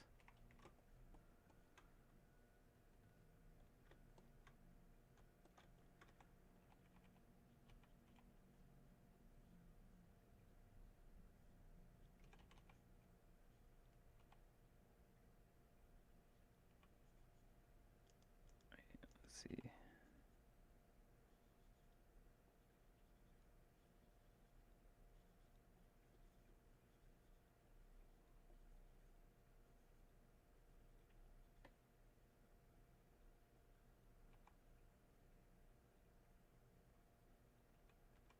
Cool S.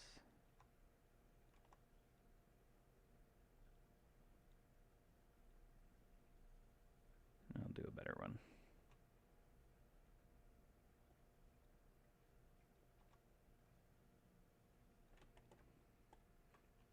There we go.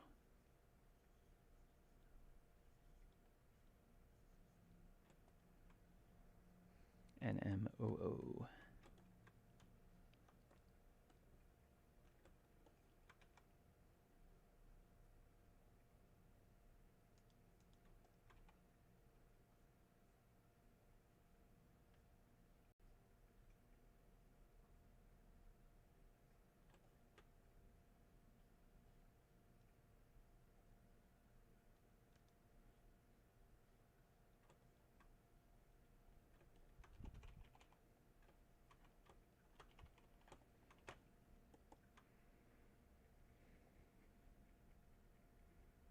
Spell Gao in the stars.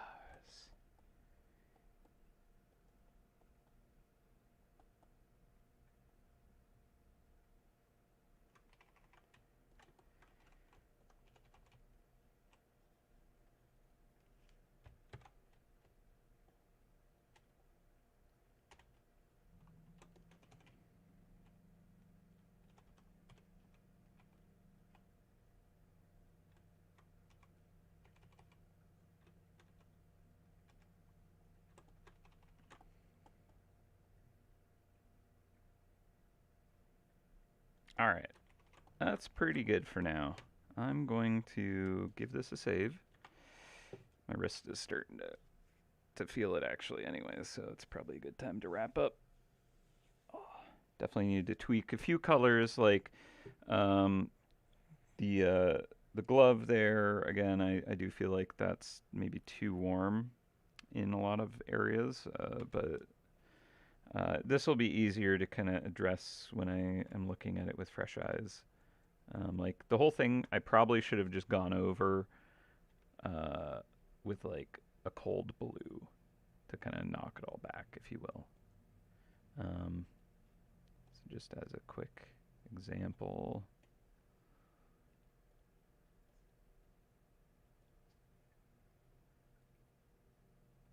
let's see, would this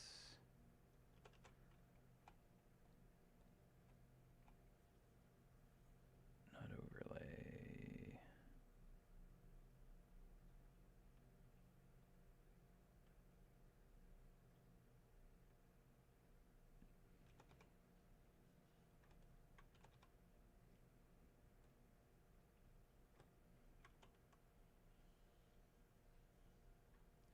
Kind of a little more like that, and then where I wanted the light to kind of hit.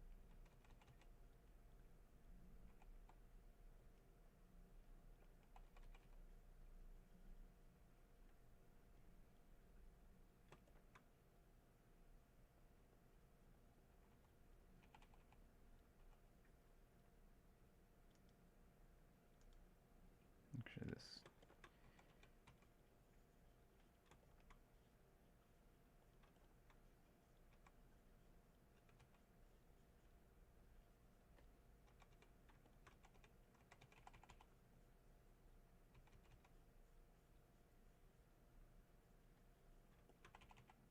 might be the one time I'm like, actually, this is a great technique for doing this kind of adjustment.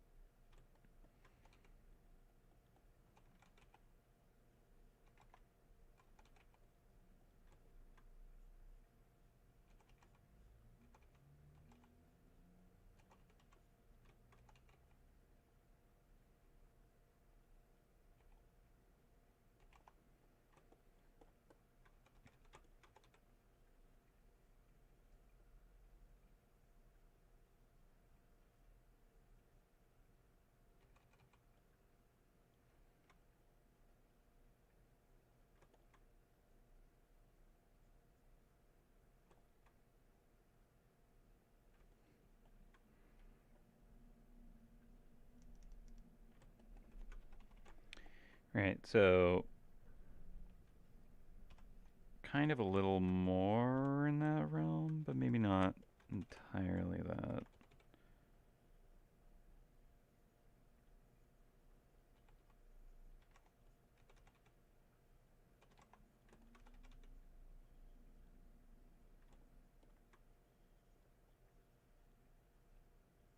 Like, there's a lot of push and pull that I think still needs to happen with it.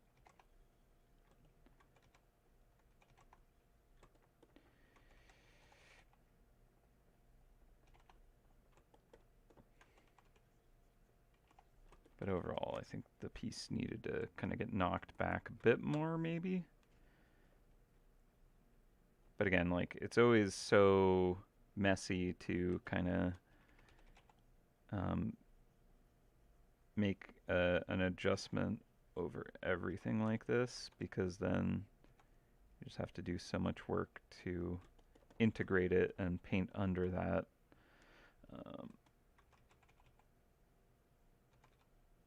So we'll see how that goes when I deal with this next week. Because for now, I should probably wrap up before I kind of give myself a wrist injury. Okay. That kind of gives me a little more of a, this is maybe a good spot to take it. All right. Well, thank you very much, Jesse, and everyone who joined me. Thank you for the well wishes to the pupper. So for, all the specialists, everything we talked to, it seems like it's going to go really well. So fingers crossed about that. And yeah, I likely will not be streaming. Oh, sorry, buddy. He's laying right under the wheels of my chair right now, so I can't roll back.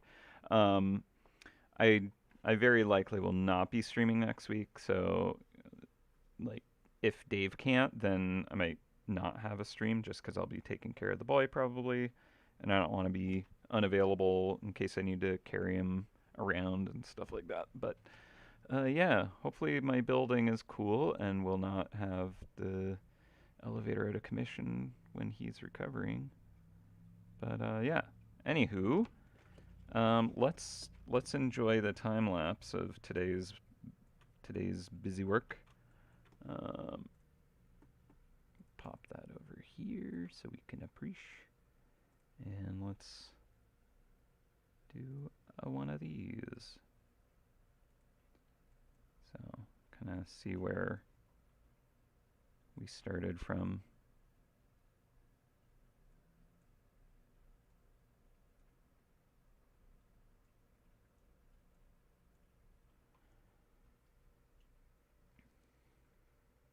Yeah, pretty effective art day today, I'd say. You know, I got pretty far.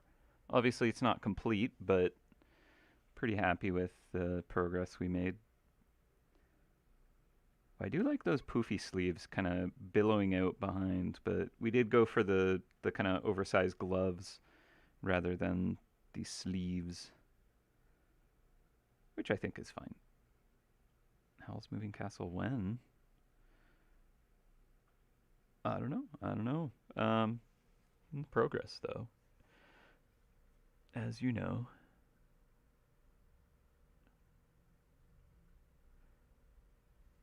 Yeah, we landed on the concept sketch pretty early on. Didn't take too long to kind of figure that one out. And I like the idea of it like rolling this thing along.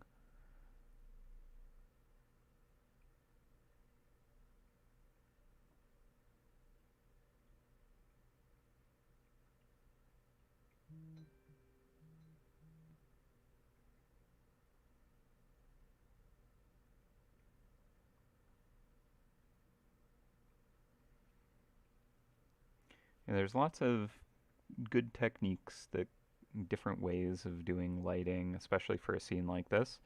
Um, what probably would have been a good way, and this is how kind of some of the artists are doing it, is like creating the image, with its kind of neutral values of all the parts, the mouse outfit, all that, and then kind of like making duplicates of it and shifting, one of those into kind of like the ambient occlusion, like that twilight blue, cold, not really any direct sunlight or anything. Um, and then doing the other layers as like, oh, this is the direct sun or, whatever lighting condition, and then using masks to kind of like paint those in and out in different areas. I kind of do that technique a little bit here and there, but it wasn't like the whole unified piece, which is a good way to kind of like create quick harmony and get, the colors where they need to be pretty fast. So part of me is like, I don't know why I didn't do it that way, just because I know it's an effective way for a piece that has this kind of lighting setup. But I just kind of, you know, ADHD'd around here and there. But yeah, I don't know. I'm pretty pleased with this character so far. Definitely have some ideas on things I want to tweak, and I shall in time. But for now, I'm gonna head off for the weekend and take it easy. Okay, well, that was the time lapse. I'm gonna post the layer link one more time. And again, thank you all so much for hanging out with me. I really appreciate the company and the suggestions and just having you all around because you're a cool community and a good time. But until I see you next time, uh, take care of yourselves, take care of each other, and I shall catch you next time. Happy hunting, everyone. Bye for now. Bye.